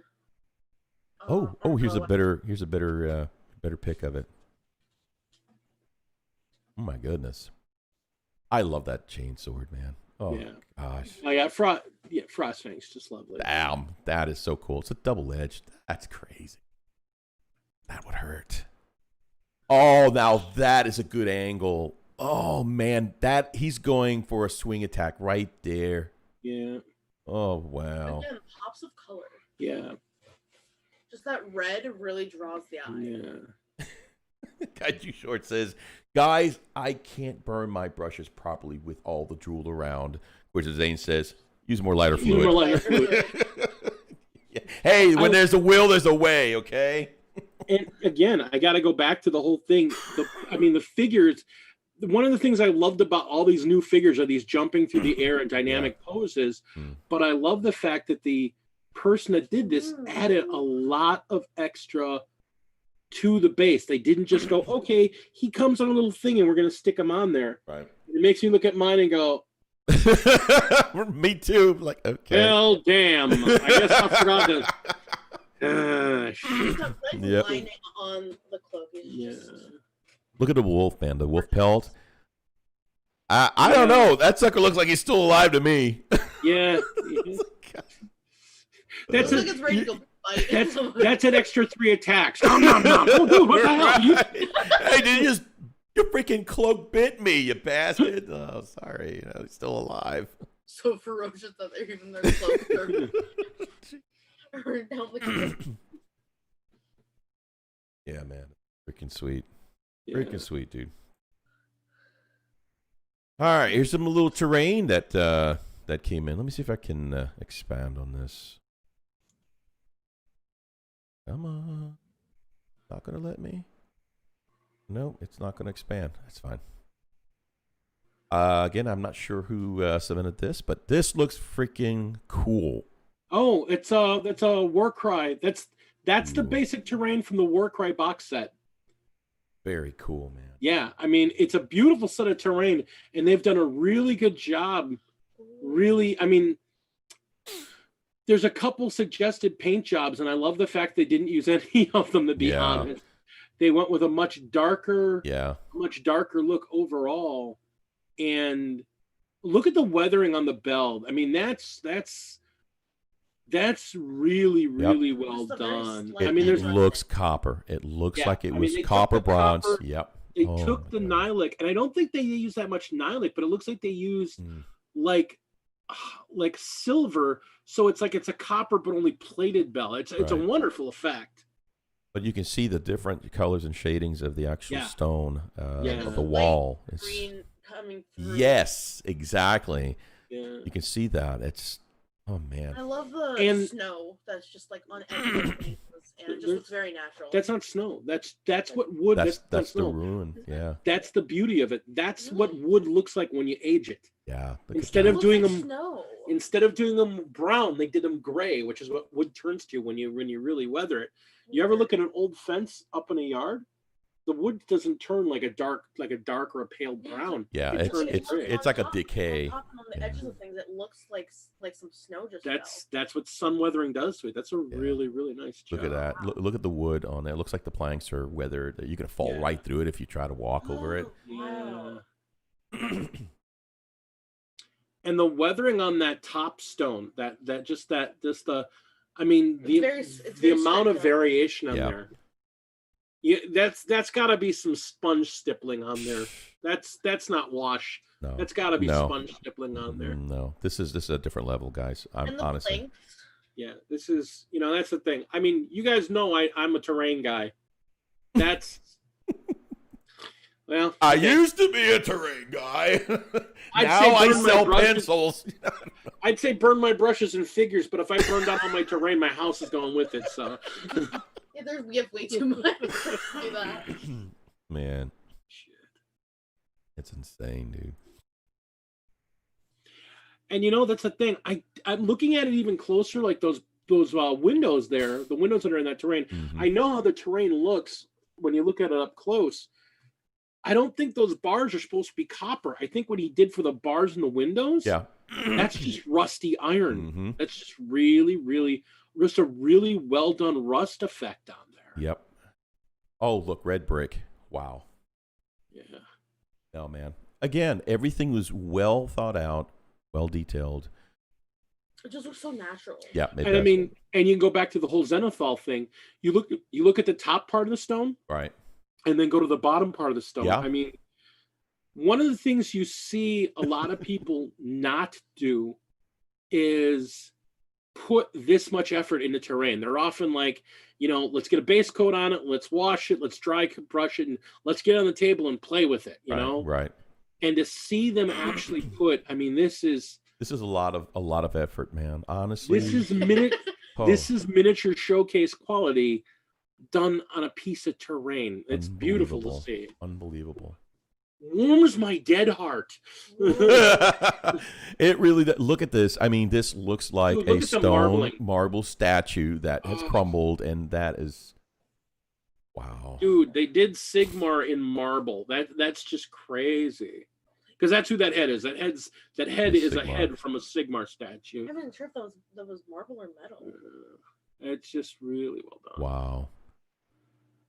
Man. First of all, it almost looked like I've been glowing.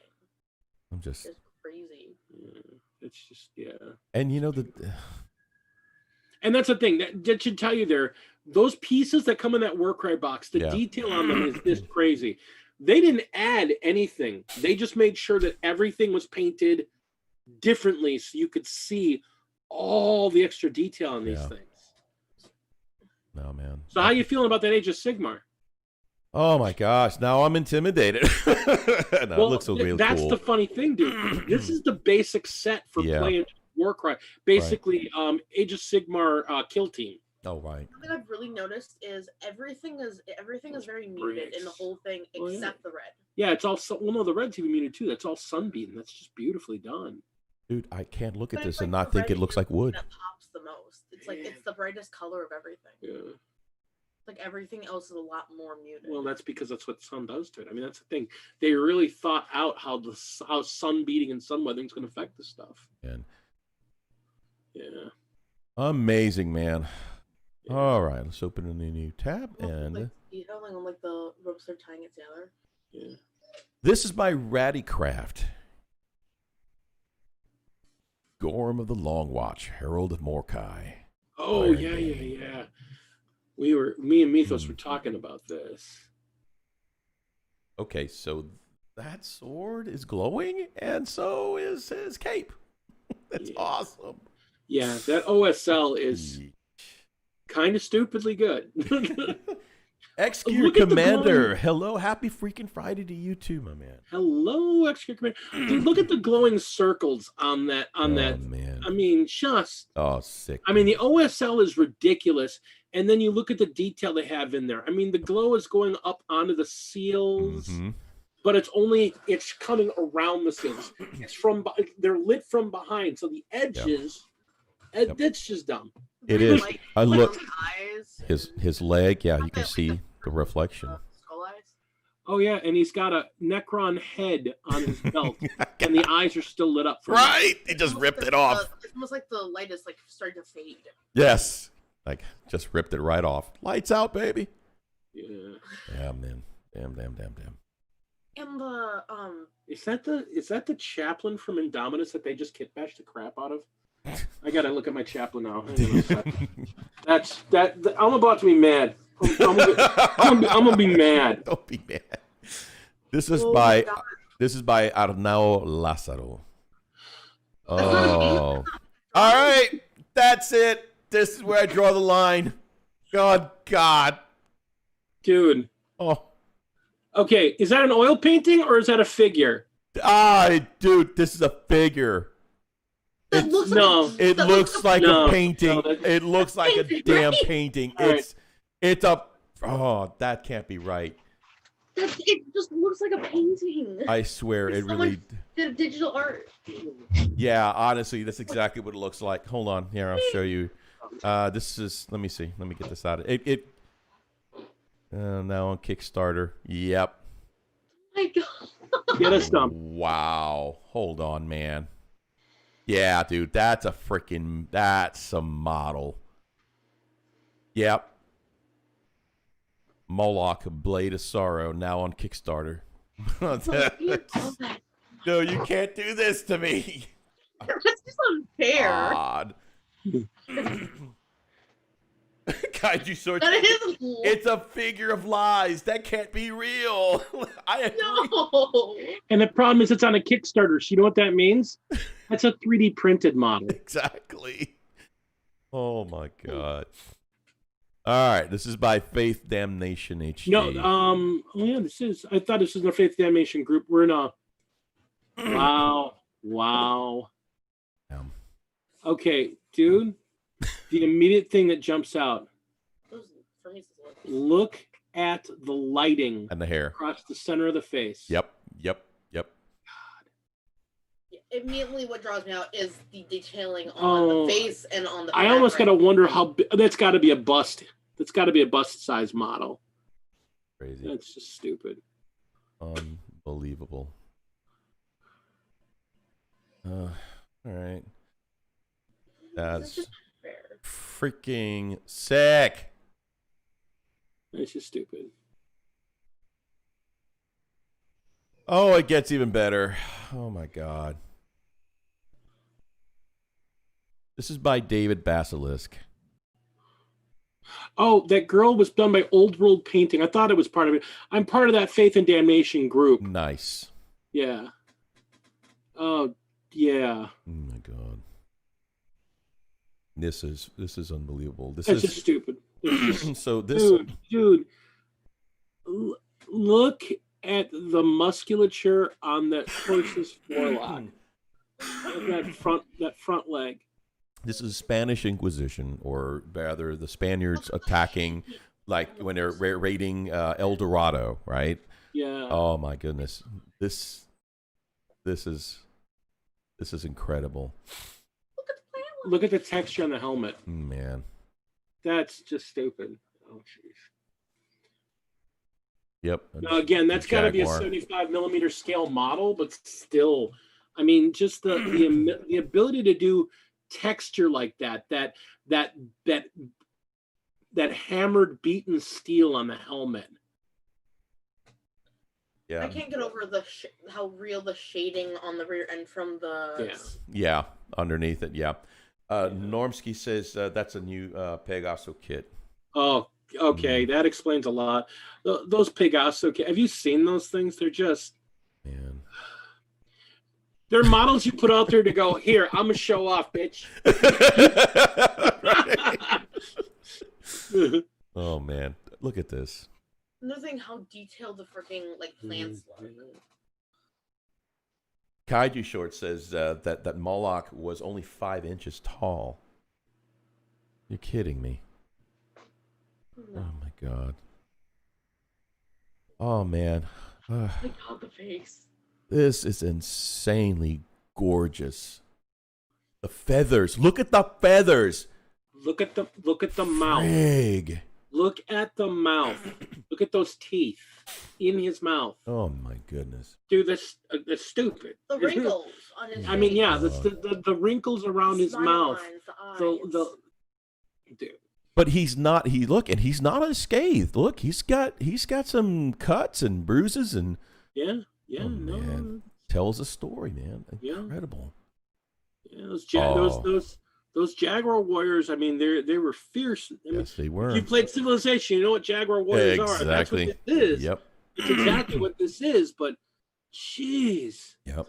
I mean, look at the eyes. Just look at the eyes. The lines around the eyes. This is by Drew Pallies. Oh my God. Oh.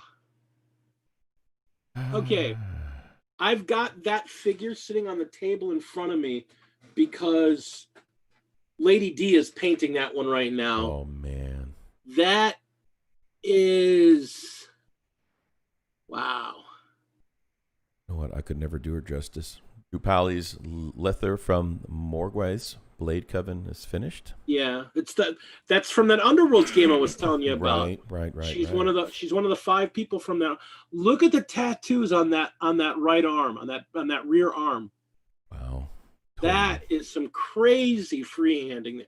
And wait a minute, the OSL on that thing, that blue, right on the. Man. Yep. Again, a lot of. Did you see his comment? Hang on. Did you see his comment? Yeah. Oh, it took me a little longer than I expected. Yes, exactly. Shut up. Just shut up. I struggle a little bit, maybe out a day or so. Shut up. Oh, gorgeous work. Dude, that OSL non-metallic. That blue glow coming up from underneath, that is spectacular. I'll tell you what, words does not do it justice. Just absolutely amazing work. Yep, and we go from the that entire warband is really, really dynamic. I mean, being honest with you, that whole warband, it's like 5 figures. They're just gorgeous, but that's just stupid. That's Now, it looks like we're changing a little thing here. This is by the Blood Bowl Painter, Melbourne, Victoria, Australia. This is so great. That's Acorn. I think that's Acorn. Well, I just know I would not want to get bit by this thing.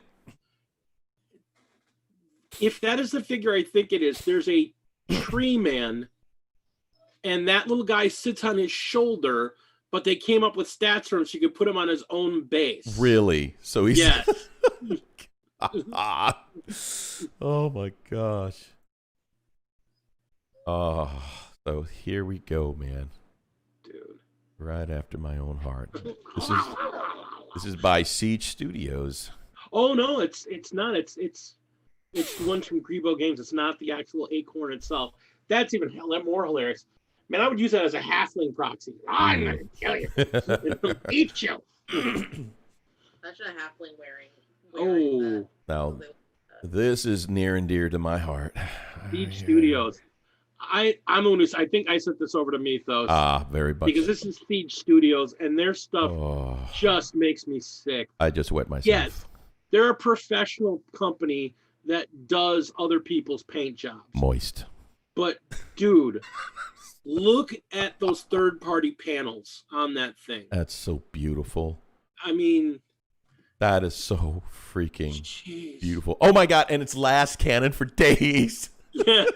It's a 6 last cannon. Plus the 2 in the turret, right? Turret, yes. Yeah, it's like, hi, I've got last cannon. I'm a land raider. God.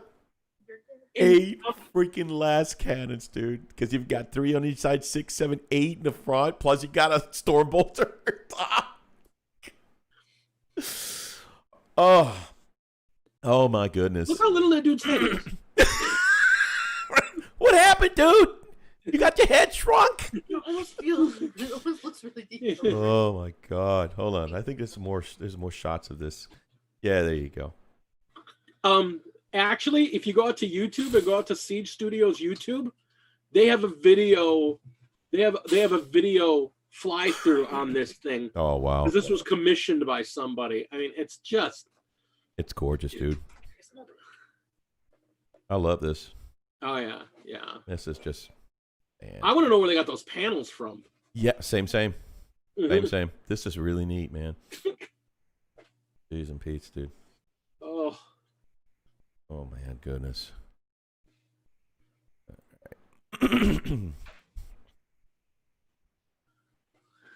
Look at the shading. Very well done. Yep.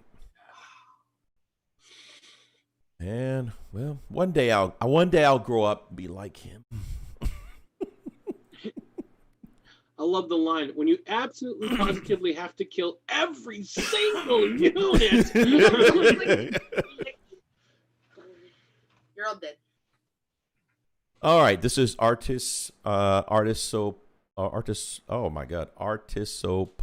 Ltd. Artist Opus, yeah. Opus, yeah. This is in the UK. Oh man. Okay, so we're going Nordic here. This is pretty badass. I think this is something that Hellchild would really get into. Oh yeah. This is flat out awesome. Look at that. Look at the shield. Look at that NMM. Good man. That's NMM, dude. That's insane. That's ridiculous. God, you're so stupid. one day I'll grow up, and I'll have the skills needed to rob these jerks. The singular, like, little. Oh my God. Tiny detailed dots. Yeah. Okay. Yeah, dude. Look at this. Look at the stippling on that cloth. That is just.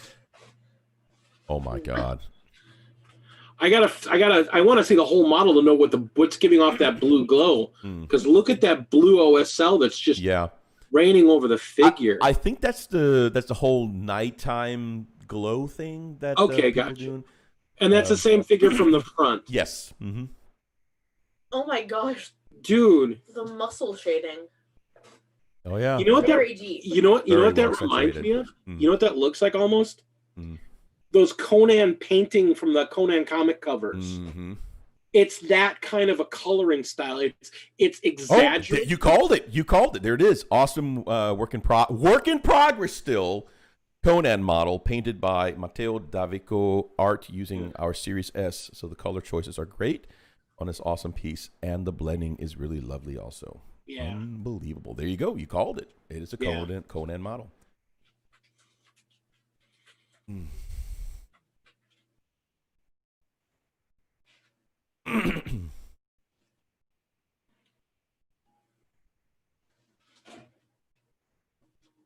Yep. Just outright unbelievable. Unbelievable. All right. Here's some really cool kit bashing. This is from for the Hellchild. This guy is a kit bashing monster. All he does is just kit bash. He's a great painter too, man. But damn, he's a kit bashing monster.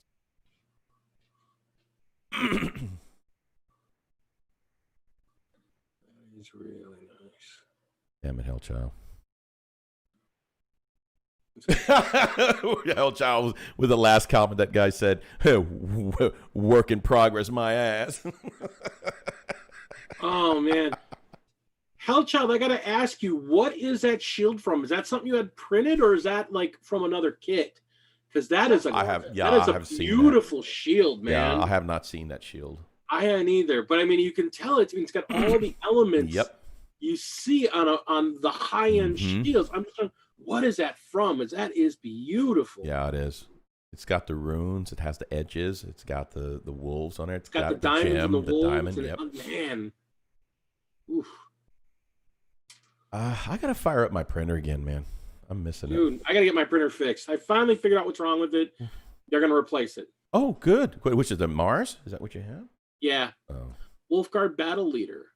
The Wolfen Battle Leader. Oh, that's from the Wolfen kit. Okay, yeah. Nice. You know, I want to just basically buy like 4 boxes of Wolfen just to cut them up for pieces and make every other kit look good. Because I mean, the Wolfen are a beautiful looking unit, but they just nerf the crap out of them, and I'd just rather just take all their pieces and make every other figure look beautiful. Yeah, I heard that they really nice job on the fur there, Hellchild. Yeah. Really, really nice job on that fur. Fantastic, man. But you see, that's what I'm talking about. That they're doing that stippling effect on there. I mean, when it's just the clay, it's like, well, what is it? What is this? But when you put paint on that, it just really just jumps out at you and reads his fur just beautifully. Oh, and he's got the oh God, what are those guys? Is that Blood Moons? The wolf with the lunar wolves. Yeah, no, not the lunar wolves. It's one of the other chapters. You get so used to just seeing the black mane wolf head. Oh yeah, so yeah. So when you don't see that particular. Yeah. I love that head. Okay, that's pretty cool. Night, everyone. Yeah. Good night. Yeah, that's just really well done, Hellchild.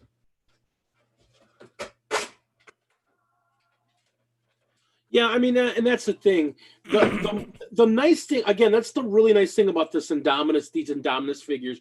You see stuff like this, you're like, I want another box to kit bash, because every time you see more of them, you just see more ways. That's a figure I just showed you earlier. I just realized what that is. That's the one I was showing you. That's Zane. That's what that figure you're looking at right there is. Oh wow. So this is by Normsky.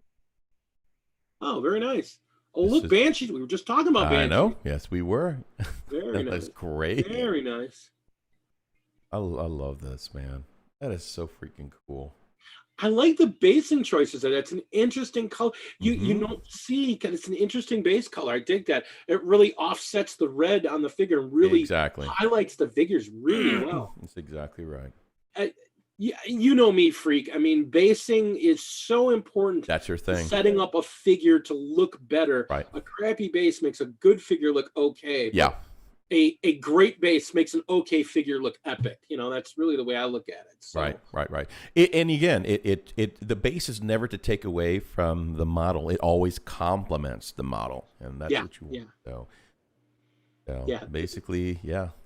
Yeah, dude, those are really, really nice. I love, again, really clean style. I like the really clean lines you have going on there.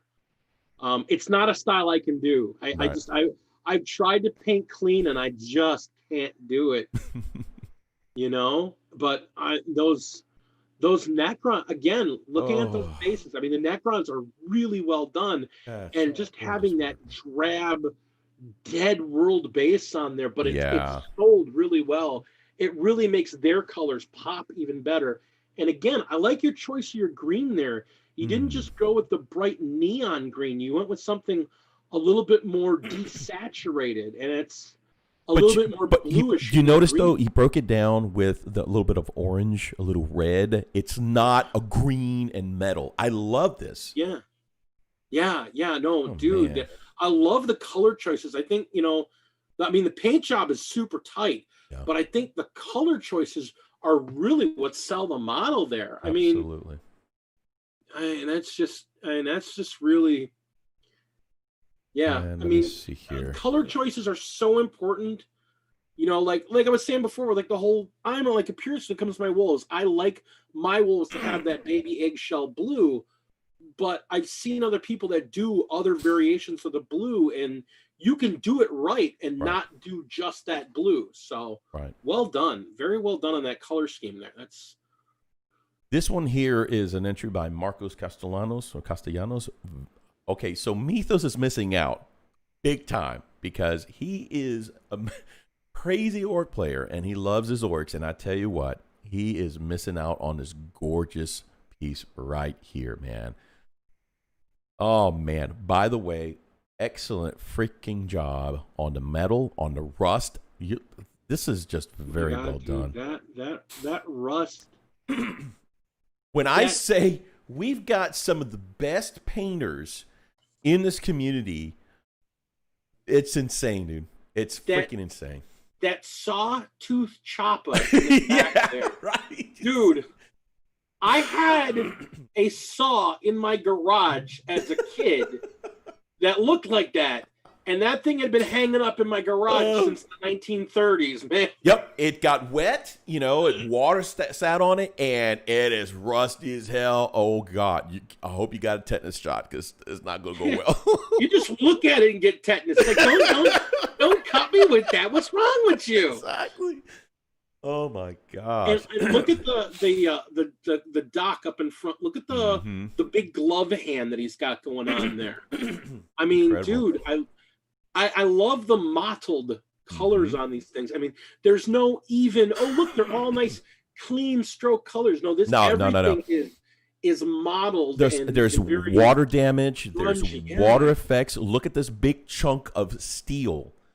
Yeah. That's just sick, man. Dude, that is fabulous. Fabulous. Really great work. Amazing work there. Guys, thanks so much for submitting these. This is awesome work. We really appreciate that. And I believe. And you know the best part about you doing this is not only you're showing off your work and hearing what other people see about it, but you're showing it off to other painters, and it gives them ideas to make everybody grow together and learn to paint better together. So it's just amazing work, really. Yep.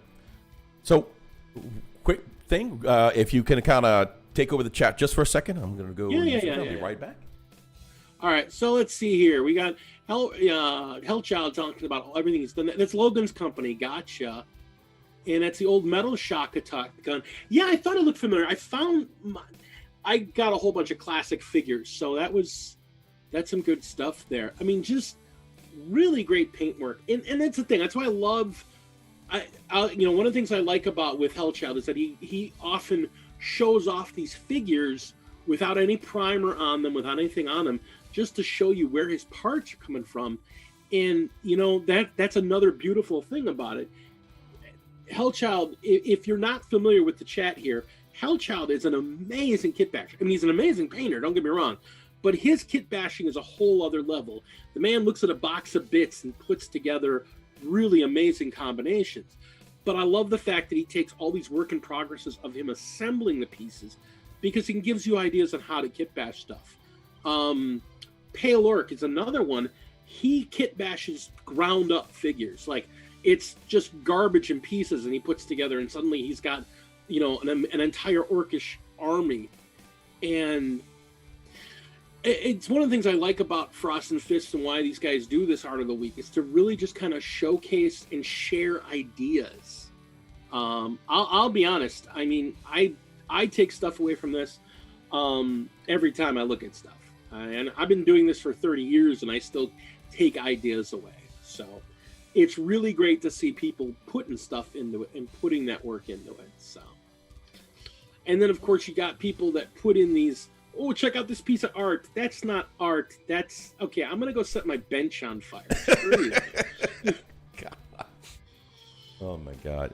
Hey, that again, man. Thanks, guys, for submitting it. And by the way, if you want to go ahead and submit some art for next week, we're going to do the thing all over again. And if you find something that you like online, send that too. Hey, you know what? We're all about celebrating everybody else's stuff while we quietly break our hearts and threaten to burn our brushes. So die inside. Die inside. Yeah. Just like, oh, I'm dying inside, but I'm watching this. Oh, God. Good stuff. Again, guys, thanks to those who made those submissions. And those last-minute submissions, hey, thanks for sending those too as well. We love seeing those. And so, now for the question of the night, guys. I know y'all have seen the thumbnail, and I want a lot of participation if we can, right? Because I want to get your thoughts, because there's a lot of ideas, a lot of thoughts, a lot of, you know, stuff going on. So let me catch up on the chat real quick before we move on. Normski Ellen says, cool comments, guys. Cheers. Absolutely. It's our pleasure. Helped by Hailchild, even with the shot, you're not going to live. I think that's the old metal shock attack gun. Yep. Pale Orc says, aye. Hello. I was talking about Pale Orc's ability to kit bash from just, I've got a pile of garbage. You know, wait a minute. I've got a giant stompa, you know? Like, yeah. What is wrong with you? Yeah, he's not human. You Australians, you just come up with Hellwork says, Hellchild says, I like helping people learn kid bashing. That's a cool thing. Pale Orc says, I sent my Def Dread to Mythos, so that can happen next week. Very nice. I can't wait, dude. Yeah, dude, he's got a model, a 3D printing model that he's working on. That's freaking awesome. And Hellchild says, I'm going to try painting this week. Same thing, man. Yeah, I'll believe it when I see it, Hellchild. You're gonna go, I'm gonna sit down and paint. Hang on, I got bits. Right? That sounds like trash talk, man. Oh my gosh. Okay. So going back to the thumbnail, right? Question. And let me make sure I phrase it right.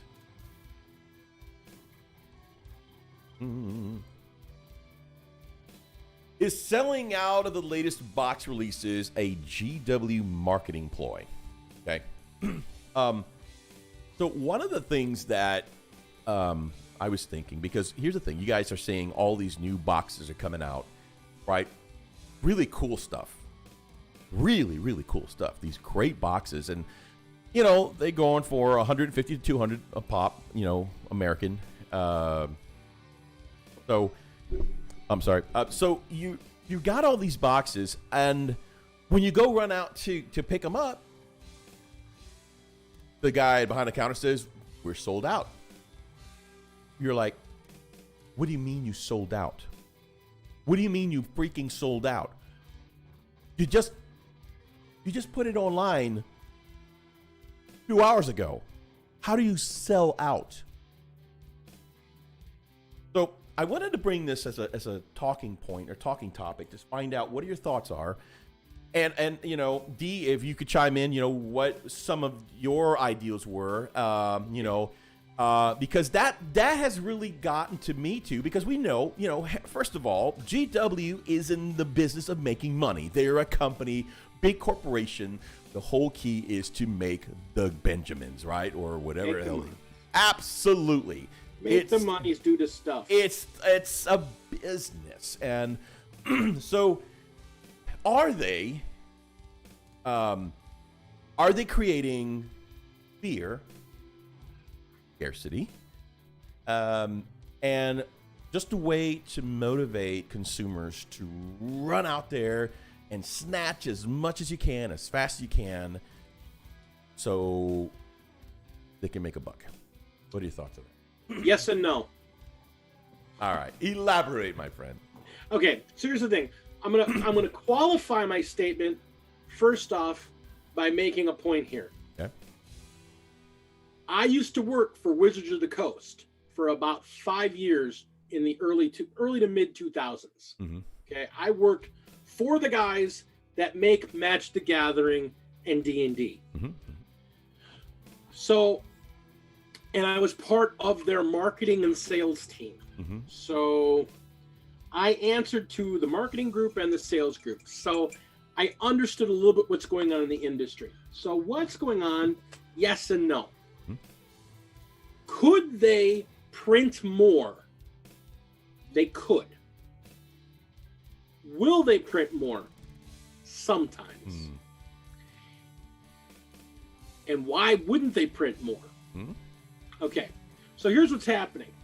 They're printing a number based on sales expectations minus about 1%. And the reason they do that minus 1%, plus or minus 1%, Right, is when they have gone over, when they were thought they've had a full sale, this is going to go, this is going to sell like gangbusters.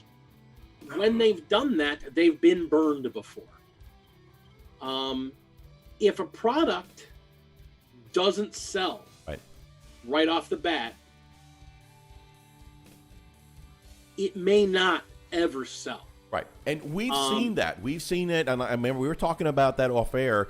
You know, you go to your favorite game store and you look through, you know, you're looking through stuff, and all of a sudden you see some old boxes that's been sitting back there for God knows how long, years in fact, and you're like, how long has that been in there?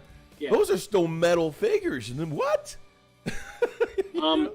About 10 years ago, I think it was, when the height of the Pirates of the Caribbean was out there, GW tried to jump on it, and I'm trying to remember the name. It was Dread Sail, I think it was, or Dreadfleet. Dreadfleet, yep. They did a game called Dreadfleet, set in their fantasy world, ship-to-ship combat. They were like, this is going to be awesome. And they produced the heck out of this game. Mm-hmm.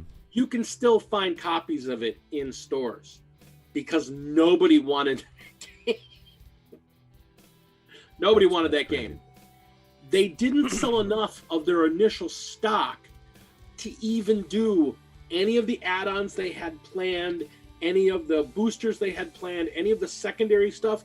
They're like, the base set didn't sell enough, and we've got about 40% of our initial production set still sitting around taking up space. Right.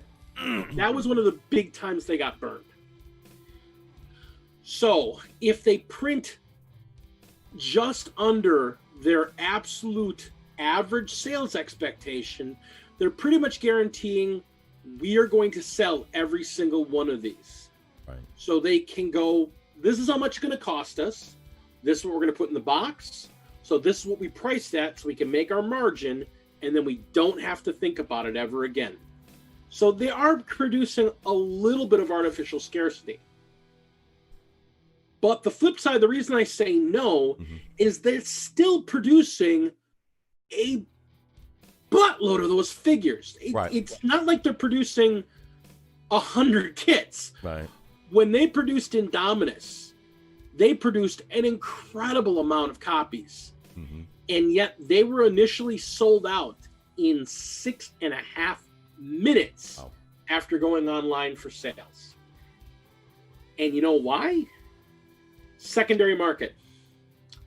There's a bunch of people that have secondary market licenses, guys that are distributors, and they buy it through the same source, but through a different portal. And they would buy 30 copies, 50 copies, with the intent of there's going to be a rush on this. I'm going to open up these boxes and I'm going to sell the pieces as kits and make my money that way. Right.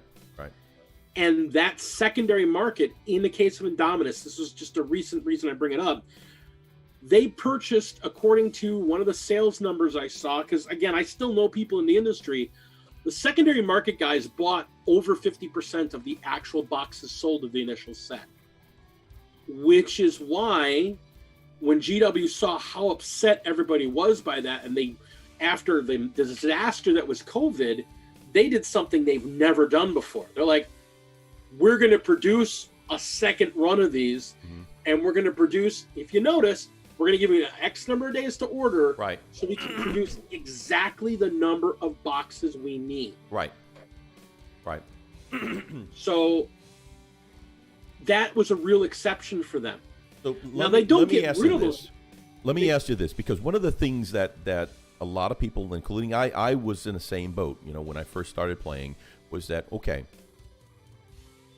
you're advertising to have this product, okay? My expectation is that that product is going to be on the shelves when I go there at the time that you're advertising, okay? When I drive up there and I walk up to the GW counter and say, I would like that product, and they say, we sold out.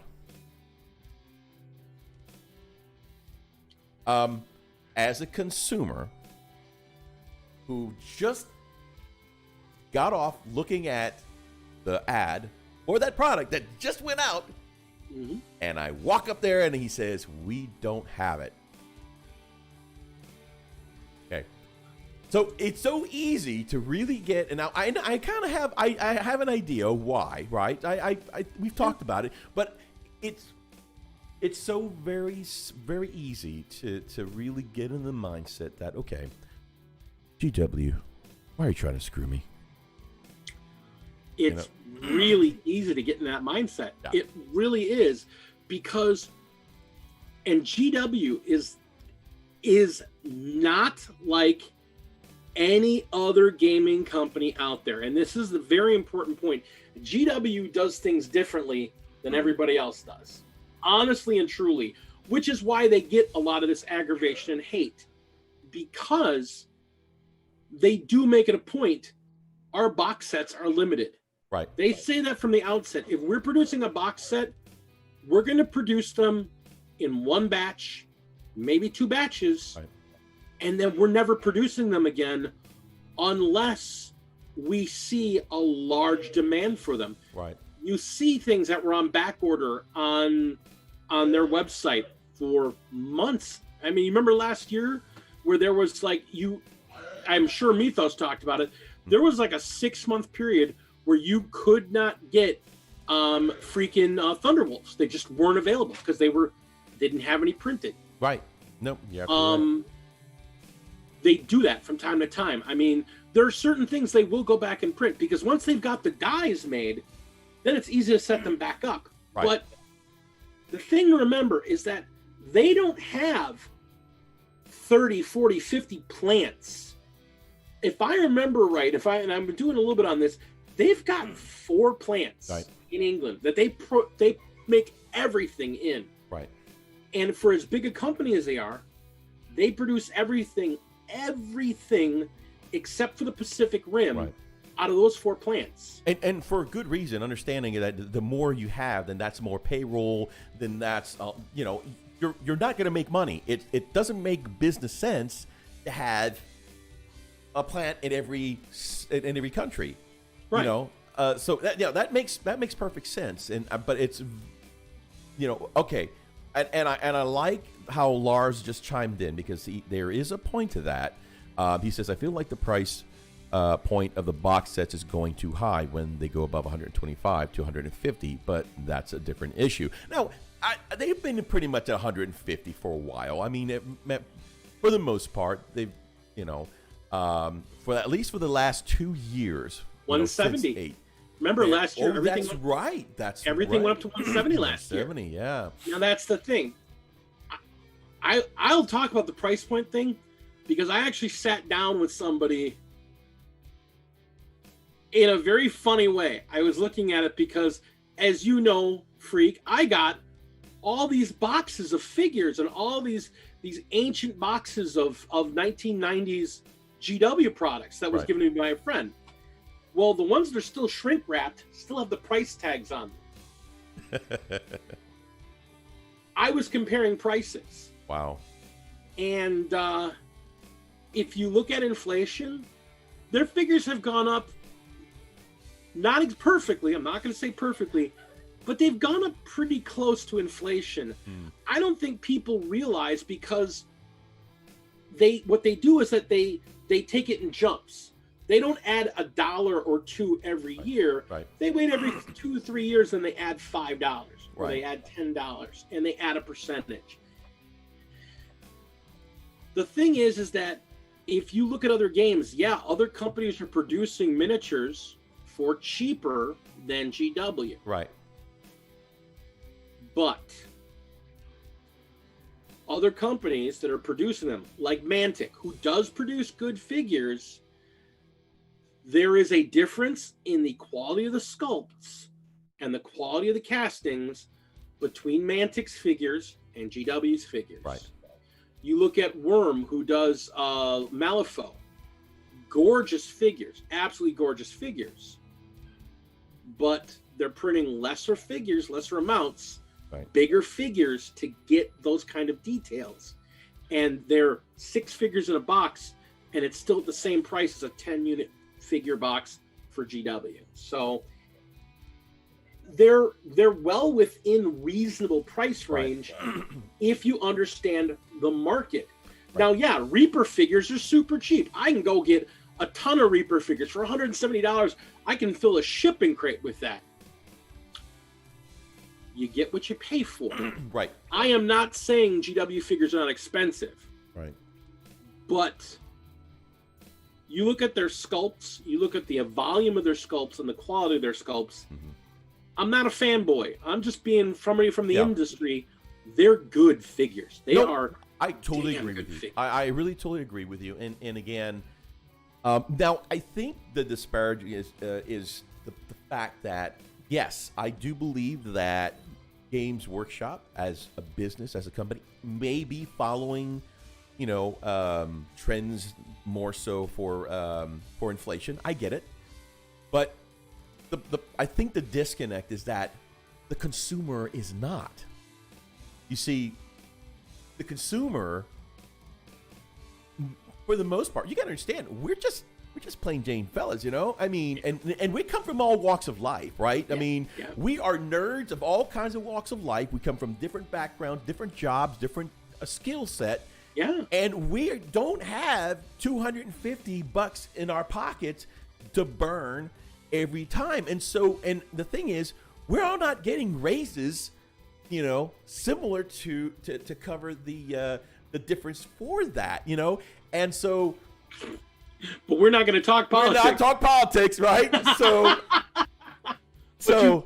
you understand that's the point I'm making. Yeah, you understand. Businesses are growing to meet inflation, right? Whereas what the people being The paid consumer, that's exactly may or right. may not match that same inflation.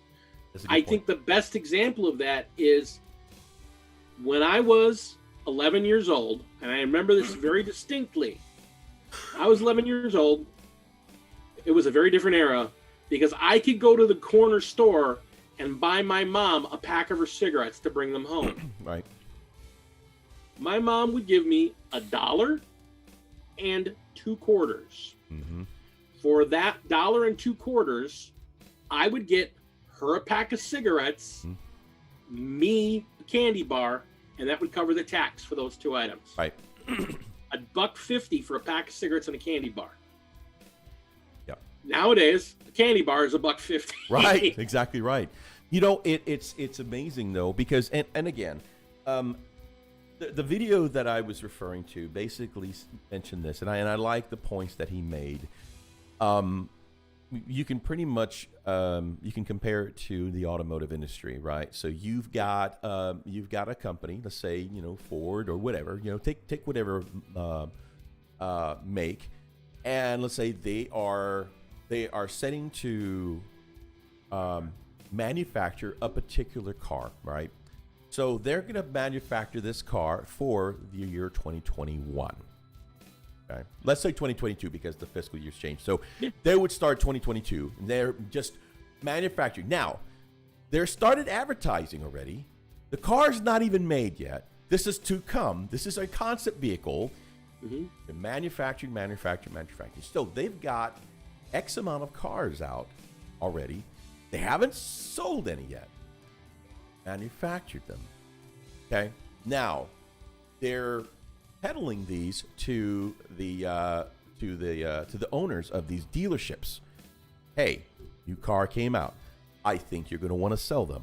They're going to be great, because you got to understand, the owners are buying these cars. They're not, you know, they're not just getting these cars for free and hoping that they're buying them to sell them to make for profit. So now 2021 hits.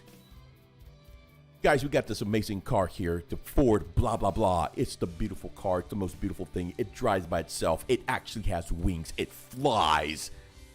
People go run and buy it. So much hype.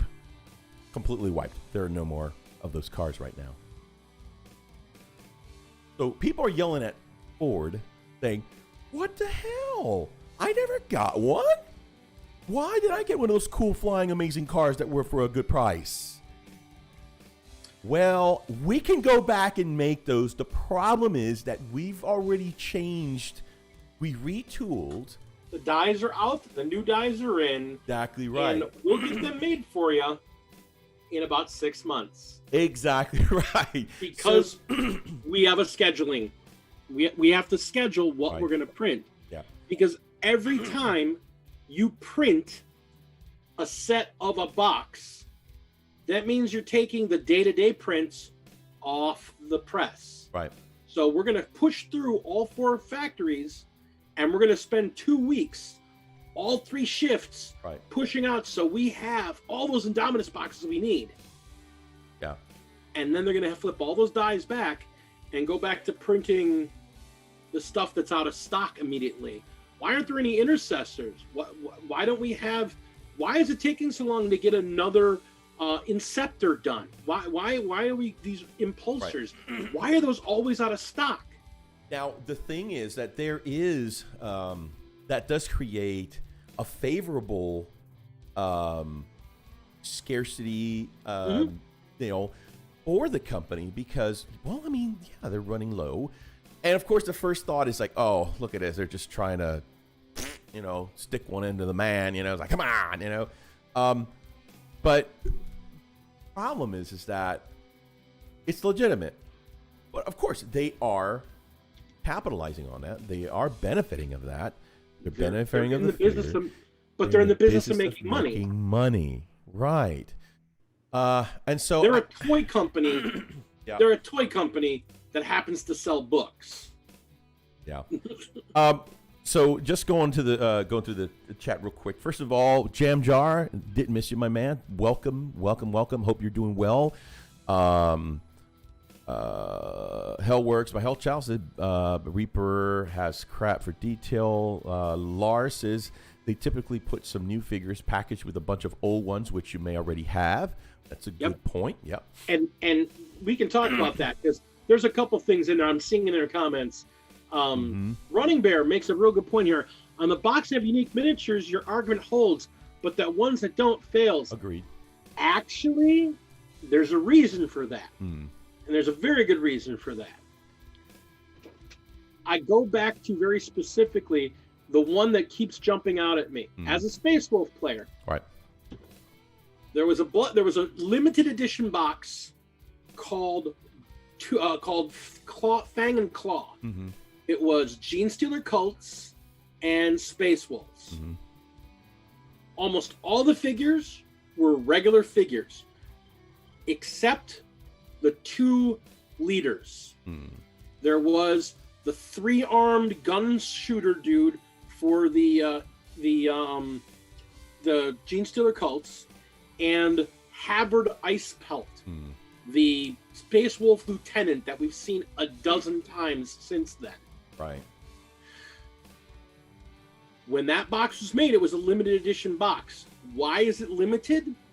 Because they were trying to push figures and get them into people's hands, and only package up so many of them at a reduced price to inflate that market, to get people buying boxes.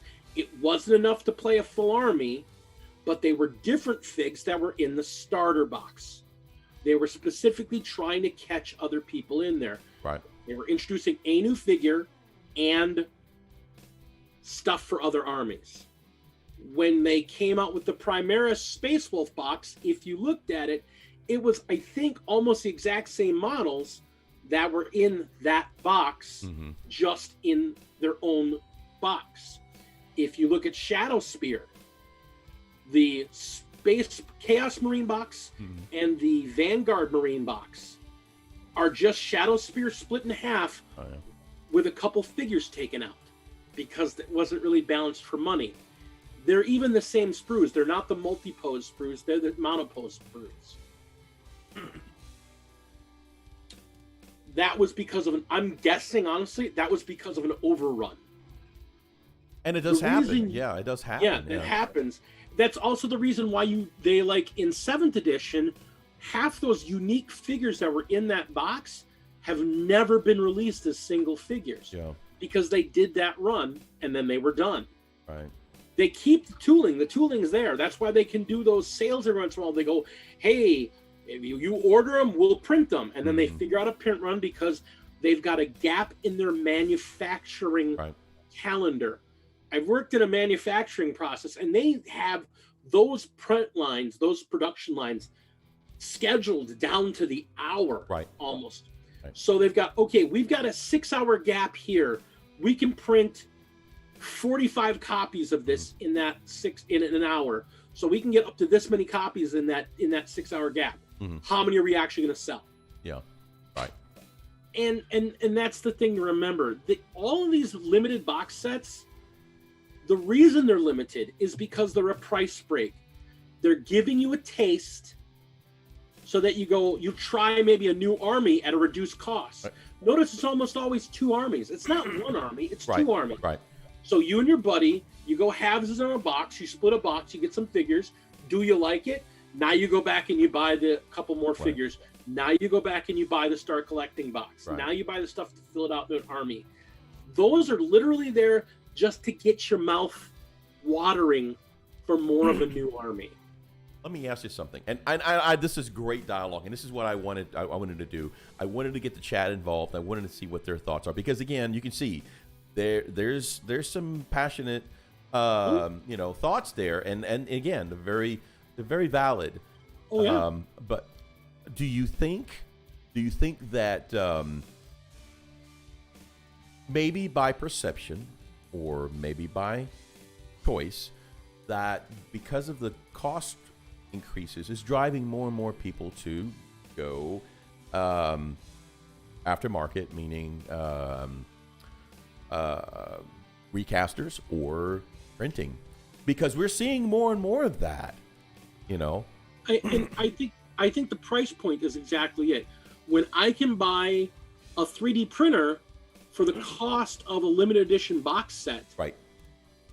Yeah, that's what's going to happen. Yeah. The problem is that the technology at this point is so close that it's really hard to keep that IP to yourselves. I think a perfect example. I got to show this, and you'll get what I mean. Sure. Let me show you this. Sure. By the way, Commodore came in. Totally missed the notification. Sorry I'm late, guys. Hey, you're never late. You're fine, man. And by the way, this is kind of interesting, Commodore. We actually started the show at 8:15. Go figure. So, oh wow, that looks amazing. So this. Can you move it to your right a little bit? There you go. Perfect. So this is the missile launcher terrain piece that just got released by GW last week. Okay. Okay. Except mine's made out of resin. This came out last week. I primed this. I printed and primed this. Yeah. I should point out, if you've been following me, my printer went down in September. Right. Wow. So what they did was they had that model on a 360 spin next to a regular Marine. Somebody went and measured it, compared to a regular Marine, took the photos, and recreated it so it was printable. This is, I put this next to the actual model. You cannot tell the difference. It's the same model. That's insane. So pennies to dollars, what do you think that would have cost you compared to the original? Well, I know exactly what this cost me, because my printer tells you the cost. Yeah. So no, really. Tell me what did Mars say? $1.25 of resin. $1.25 of resin and 12 hours of my life. So here's the thing. Here's the thing. This is where the technology is going. Oh my god, you scared me. This is where the technology is going. They have to protect their IP. Right. Because trying to show off got this made right the weekend after they did the showing it off. Mm.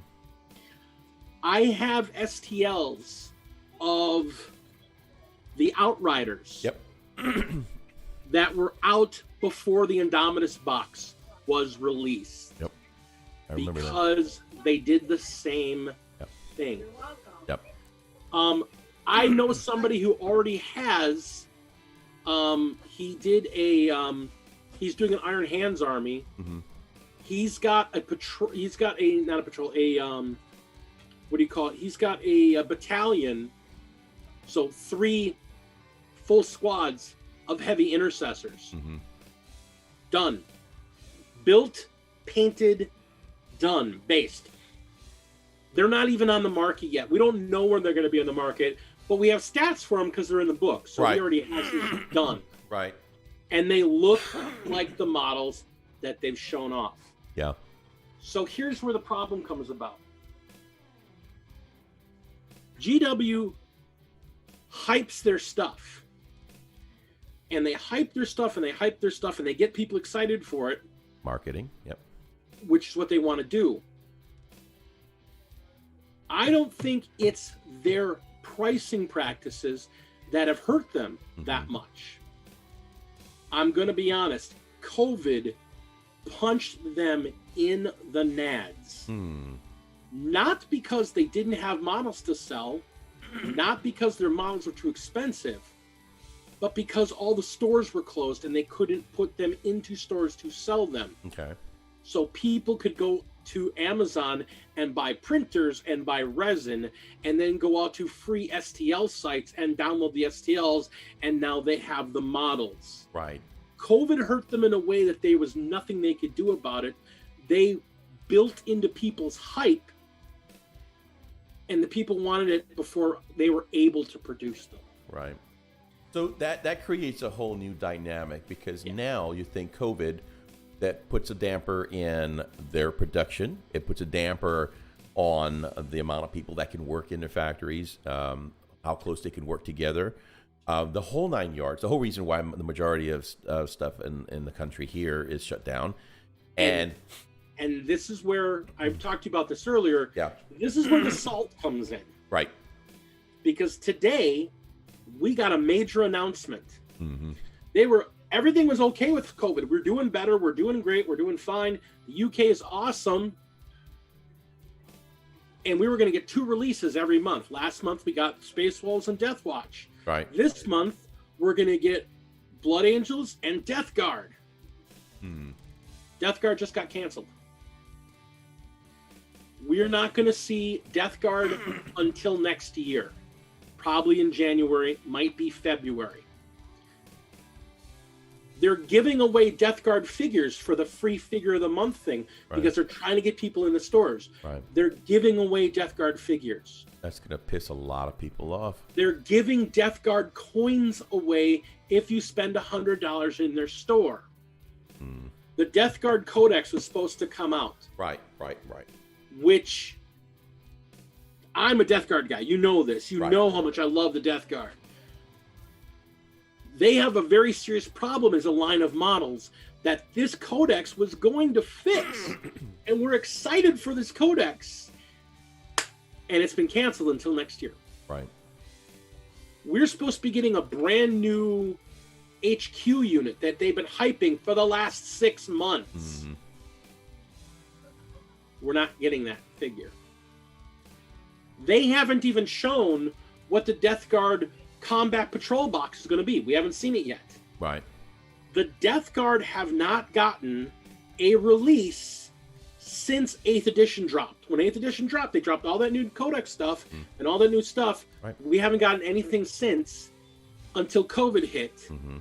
And then they gave us our book, which had all this great stuff, but we can't play because we're stuck behind COVID. Right. And now COVID's going away, but we can play, but now our rules aren't anymore because it's a new edition. Right. We have a new codex, but we can't play. And so we've got an entire faction of players that got hooked in the game last edition. I'm one of them that got hooked into an edition playing an army that we can't actually play right now. Right. During the month, they were hyping going to be Death Guard month. We're not getting any Death Guard. And then to go along with it, we get the ultimate right in the face. They go, but you know what we're going to do, guys? To make it up for you, we're going to release the brand new data sheet for Mortarion. Oof. Okay, cool. No, that's cool. I love Mortarion. Right. I love my Mortarion figure. Here's the problem. He's got 2 new rules. Guess what those rules are? We're all guessing because they're in the codex that we're not getting till next year. So we have a data sheet that we can't use for a figure that most people don't use because most people don't have one. But the unit that they promised, all the hype was, we're going to fix. We're going to figure this out and fix it, and we're going to get you those Plague Marine new stats. Now, here's Mortarion. He's 480 points still. You can play him now. Right. But we don't have rules for him. But you can play him now. We don't have rules for him. Here's the new rules, but he doesn't have the rules. Right. Thanks, guys. Do you think maybe they might have read because here's the thing, you got to understand, and we all know companies are driven by people. Yeah. And people make mistakes. Yeah. So it's very possible to say that maybe GW didn't read the market well, because the market is affected by COVID. It's affected by everything. And if people can't play because of COVID, well, guess what? We can't buy. So if we can't buy, there's no demand. So, so I think it's probably, in my mind, I'm thinking it might have been a bad read. I mean, when you got a game of football, that's one of the things that you got to be able to see. You got to be able to read this play before it's going to happen. You got to see what's going to happen, and make that call. So it's very possible that they just did not make the right call. Sounds like somebody was, okay, balls to the walls. Let's continue to do status quo. We're going to just get our stuff out like a normal, pretend nothing's happening. And that's that last line. That last line is the entire key to it. Mm-hmm.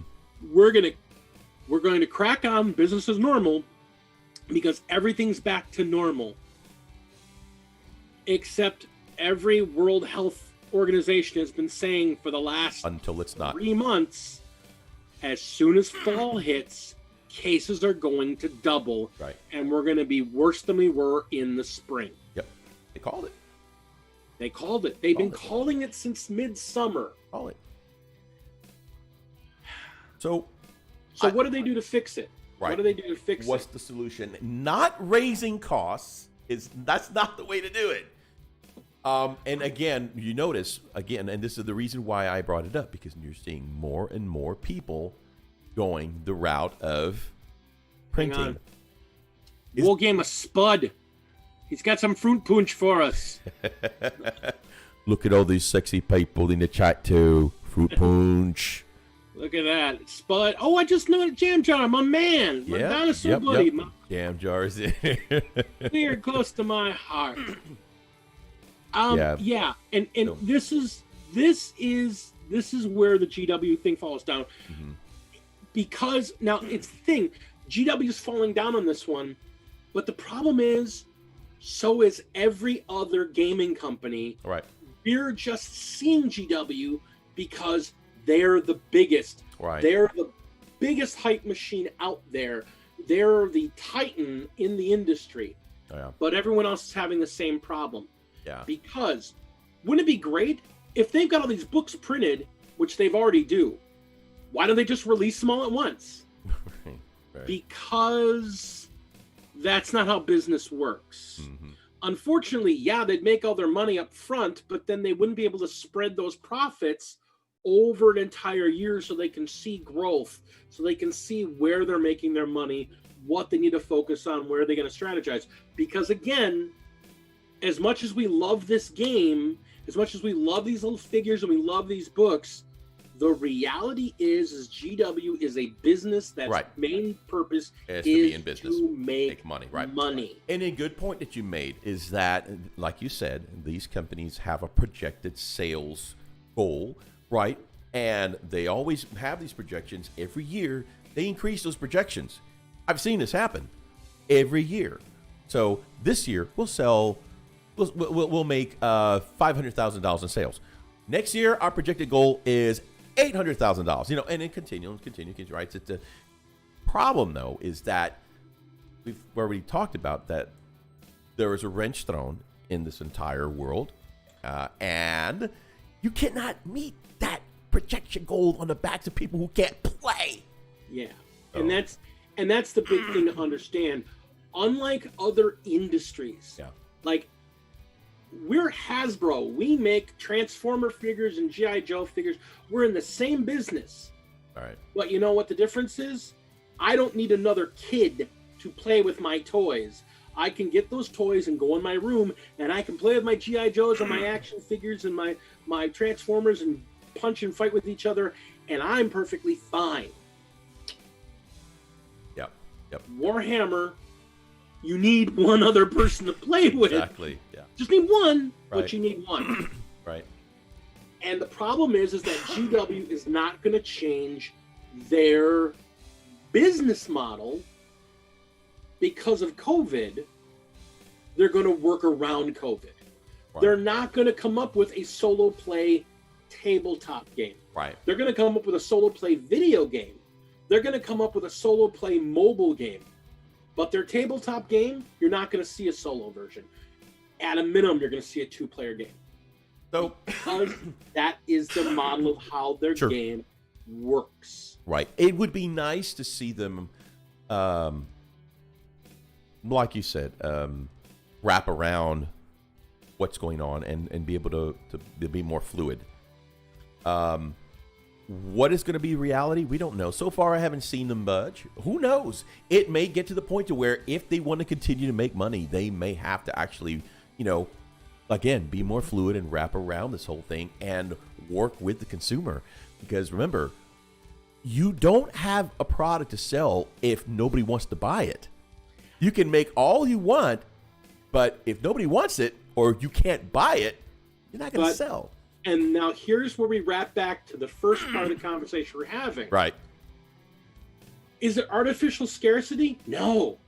No, we had 6 months with no figures earlier this year. So what happened as soon as the stores were open, everything sold out. Right. They're actually producing more than they were last year. Right. And I'm going to tell you where the scarcity comes from. I'm going to tell you right now. Okay, so you see, Jimmy's dead. Timmy, I don't know. Were you there on that one? So we had Spud with us, and he was telling us how there on occasion he'll start throwing these heavy models out of the damn window, right? And basically probably wounding the kid next door, you know, and there's Jimmy, oh, there's another model, hits him in the head, puts him out in a coma. Next thing you know, he's gone. His little brother has been watching underneath that window, kind of staying away, being very careful. But Timmy, I don't know. I think one day Spud's going to get him. Spud's going to get him. And, yeah, it's going to be curtains for Timmy. Because those models that he's throwing out, those are all heavy metal models that he's throwing out. I'm not talking about little. So, yeah, that. Beware. If you guys want free models, you know, go to Spud's. Go to Spud's house, but you wear a helmet. Because Timmy, red helmet. Jimmy didn't. Yeah. Oh, but anyway. but that's literally what it is. What's going on is that because we didn't have models for 6 months, right? Everybody's worried Yeah. of the next shutdown. Yeah. So when something goes out, when there's a package out there, look at the boxes from last year. There were stores in my area that you could pick up that Tau box in April when everything locked down. You could order that Space Wolf box in up until like March. It was still for sale. I'm sorry, I just saw what Commodore wrote. What a Commodore. Holy crap, my kids died. What? Holy crap, is that a Thunderhawk?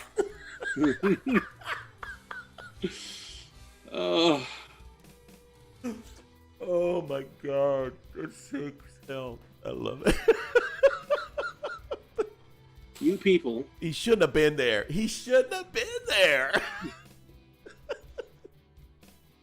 These Brits, they come in, they wreck everything. They get us on their damn games that we can't get our pieces for, and then they kill people with the metal parts. What is wrong with you British people? Oh, man. I love it. All right, guys. Well, D, any closing thoughts, my man? What say you? I was robbed. I was robbed of my death card. I was robbed. No, I think the hobby's in a good place right now. Yeah. I really do. From the amount of people that I know they're active in it, I think the problem is that we're all getting impatient. And I think that's more of what it is than anything else. We want those models. We want them now. They're being produced. Well, they were. Right. They were. And they're being produced actually in slightly higher quantities. Right. But everybody wants them. So everybody's buying them and buying them and buying them. I was talking to my buddy who actually runs a store. And he's like, his sales over the last 3 months have been better than at any point over the last 3 years. Wow. So it's not like the sales are down and things aren't happening. It's just everybody is so thirsty for those figures and worrying that they're not going to get them and they're willing to pay that extra price because we don't have our figures. And it's upsetting. I'm not going to lie. It's upsetting. Yeah. But do you think that there's hope that things might change a little bit? I mean, do you I have plenty of hope that things will change. I mean, once COVID is under control, I think the world's going to go back to the new normal. And I think the new normal is a manageable new normal. I think, though, at the same time, we are seeing a point when we are going to get to a point with GW where it's going to be like, dude, I love your models, but I can print that Indominus box for $30. Right. Yep.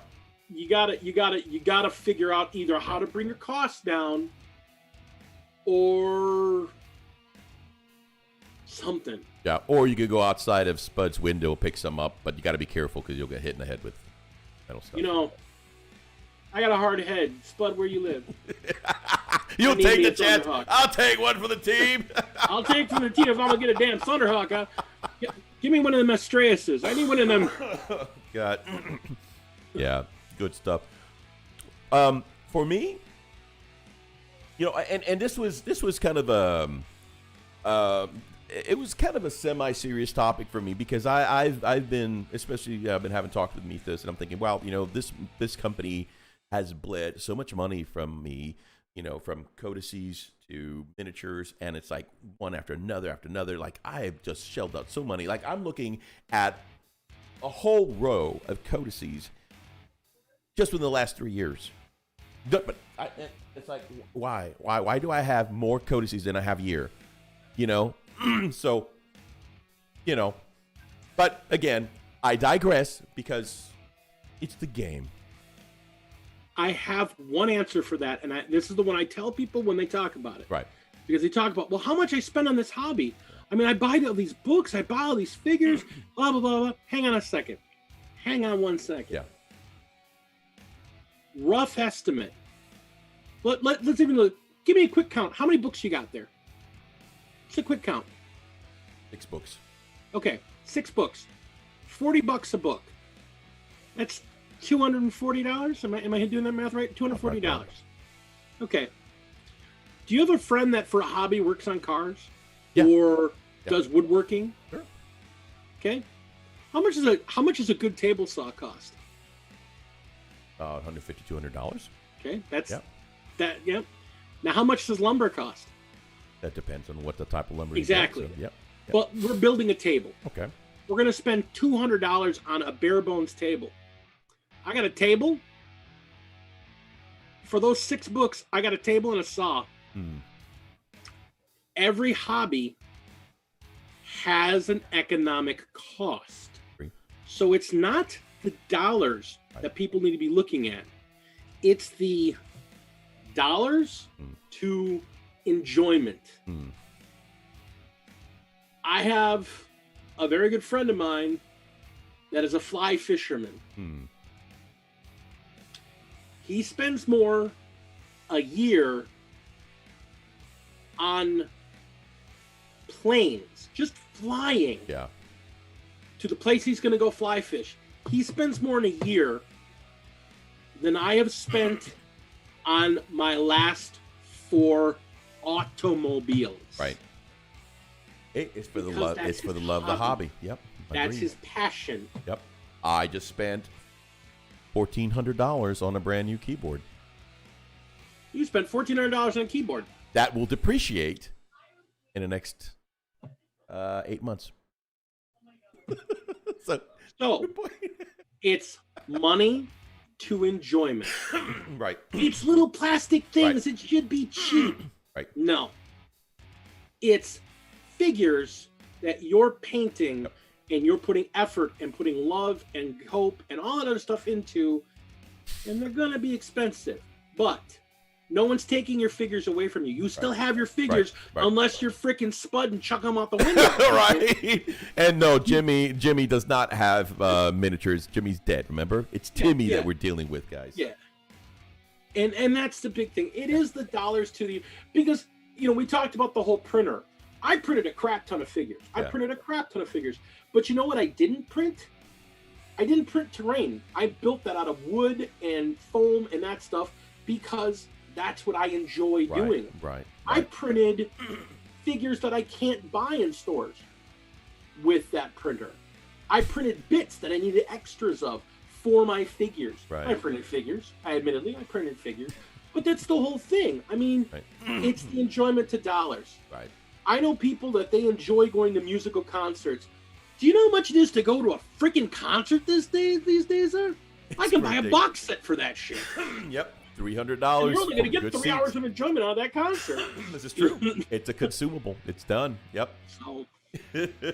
So it's all a matter of perspective. Yep. Figures are more expensive now than they were 3 years ago. They're more expensive than they were 25 years ago. These are true statements. Yep. If you're not getting enjoyment out of your figures comparable to the money you're spending on them, sell your shit and get out. Right. Yep. But if you're still enjoying it, yep. Shut up and paint your figures. Words of wisdom. All right, guys. So, yeah, that's it. That wraps it up. Again, this was an absolutely amazing, live stream. I always enjoy having you, man. And I love it because you're passionate when you talk about, you're passionate with what you do. You're passionate about the hobby. And you know what? Makes for great conversation. And I'm glad we got to talk about this topic, because it's something that's very, top of some people's minds, right? I mean, it's something that's on the minds, but people just don't talk about right. it, except with their little groups where right. they just get into that circle of anger and loathing, and nobody has a chance to step back and go, hang on. Yep. Let's look at the big picture. So yep. You start getting that you start developing that toxic, that toxic, world or environment that's not good for anybody. So, and I have to admit, I've been there. I totally understand. I get it, but again, it's about perspective. It's about understanding reality versus what's going on in my own brain. So most of us, we're still looking at the parade through the knot hole in the fence. And all we're seeing is the ass of an elephant instead of backing up, climbing the fence, and look at the whole thing. You know what I'm saying? So makes perfect sense. And that is the truth. I mean, it really does come down to that: how much you spend, how much you enjoy it. Right. Very good point. I used to love playing Magic the Gathering. I used to love playing Magic the Gathering. I sold my entire collection. I sold like $3,000 worth of cards to buy my Warhammer stuff. That's what I spent my hobby money on. Because I don't get enjoyment out of Magic the Gathering anymore. Right. So, yep. Makes sense. If I get to a point where I hate Warhammer and I don't want to play it anymore, I'm going to make you and Mythos broke. You're going to buy all my figures, and then I'm going to take that money and, I don't know, I'm going to go invest in Speedos and bow ties. I don't know. Whatever I want to do is a hobby. Oh my gosh, that's awesome. All right, guys, we're going to wrap this up. I'm going to say we're going to do this. Really want to thank everyone that's come in tonight, man. Thank you so much for supporting. By the way, you guys have noticed that Mythos is not here. He was traveling in from out of town. He's traveling out of town for work. And I've had the honor, the pleasure of having an amazing Big D, because he's got a big D, come by and keep us company, have a great discussion. We got to spend an amazing time goggling over amazing art of the week. And I'll tell you what, man. And we had some submissions from the group as well, from the chat. Great stuff, guys. If you have any art of the week that you'd like for us to showcase, again, we're going to do it next week. Every Friday night, we start at 8:30. Send your submissions in, and we'll be more than happy. In fact, we'll be thrilled to share that stuff with you guys. And except you, Elston. Right, Elston. Elston would just go take a dump, and he's back. Oh, I got 20,000 models. I'm not touching them. So, anyway, big thank you to James Meeks. I just noticed that he showed up. James Meeks, I have not forgotten for you, my friend. He should have Elstoned it. You said his name earlier. I know. I should have done it. I said, you know what?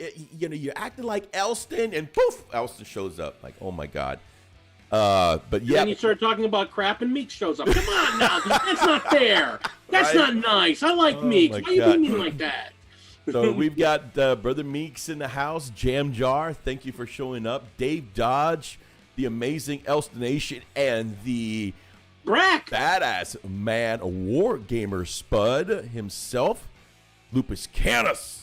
Awesome stream. Thank you. Stay safe, all. Thank you so much. Weeks, you know I love you. You know you're my baby. Come here. I'm gonna rub your beard for you. I love you, man. Grumpy Guy Gaming, hello. Thank you so much for coming by. Sadly, we're about to close out, but I wanted to give you a shout out and thank you for coming to hang out with us.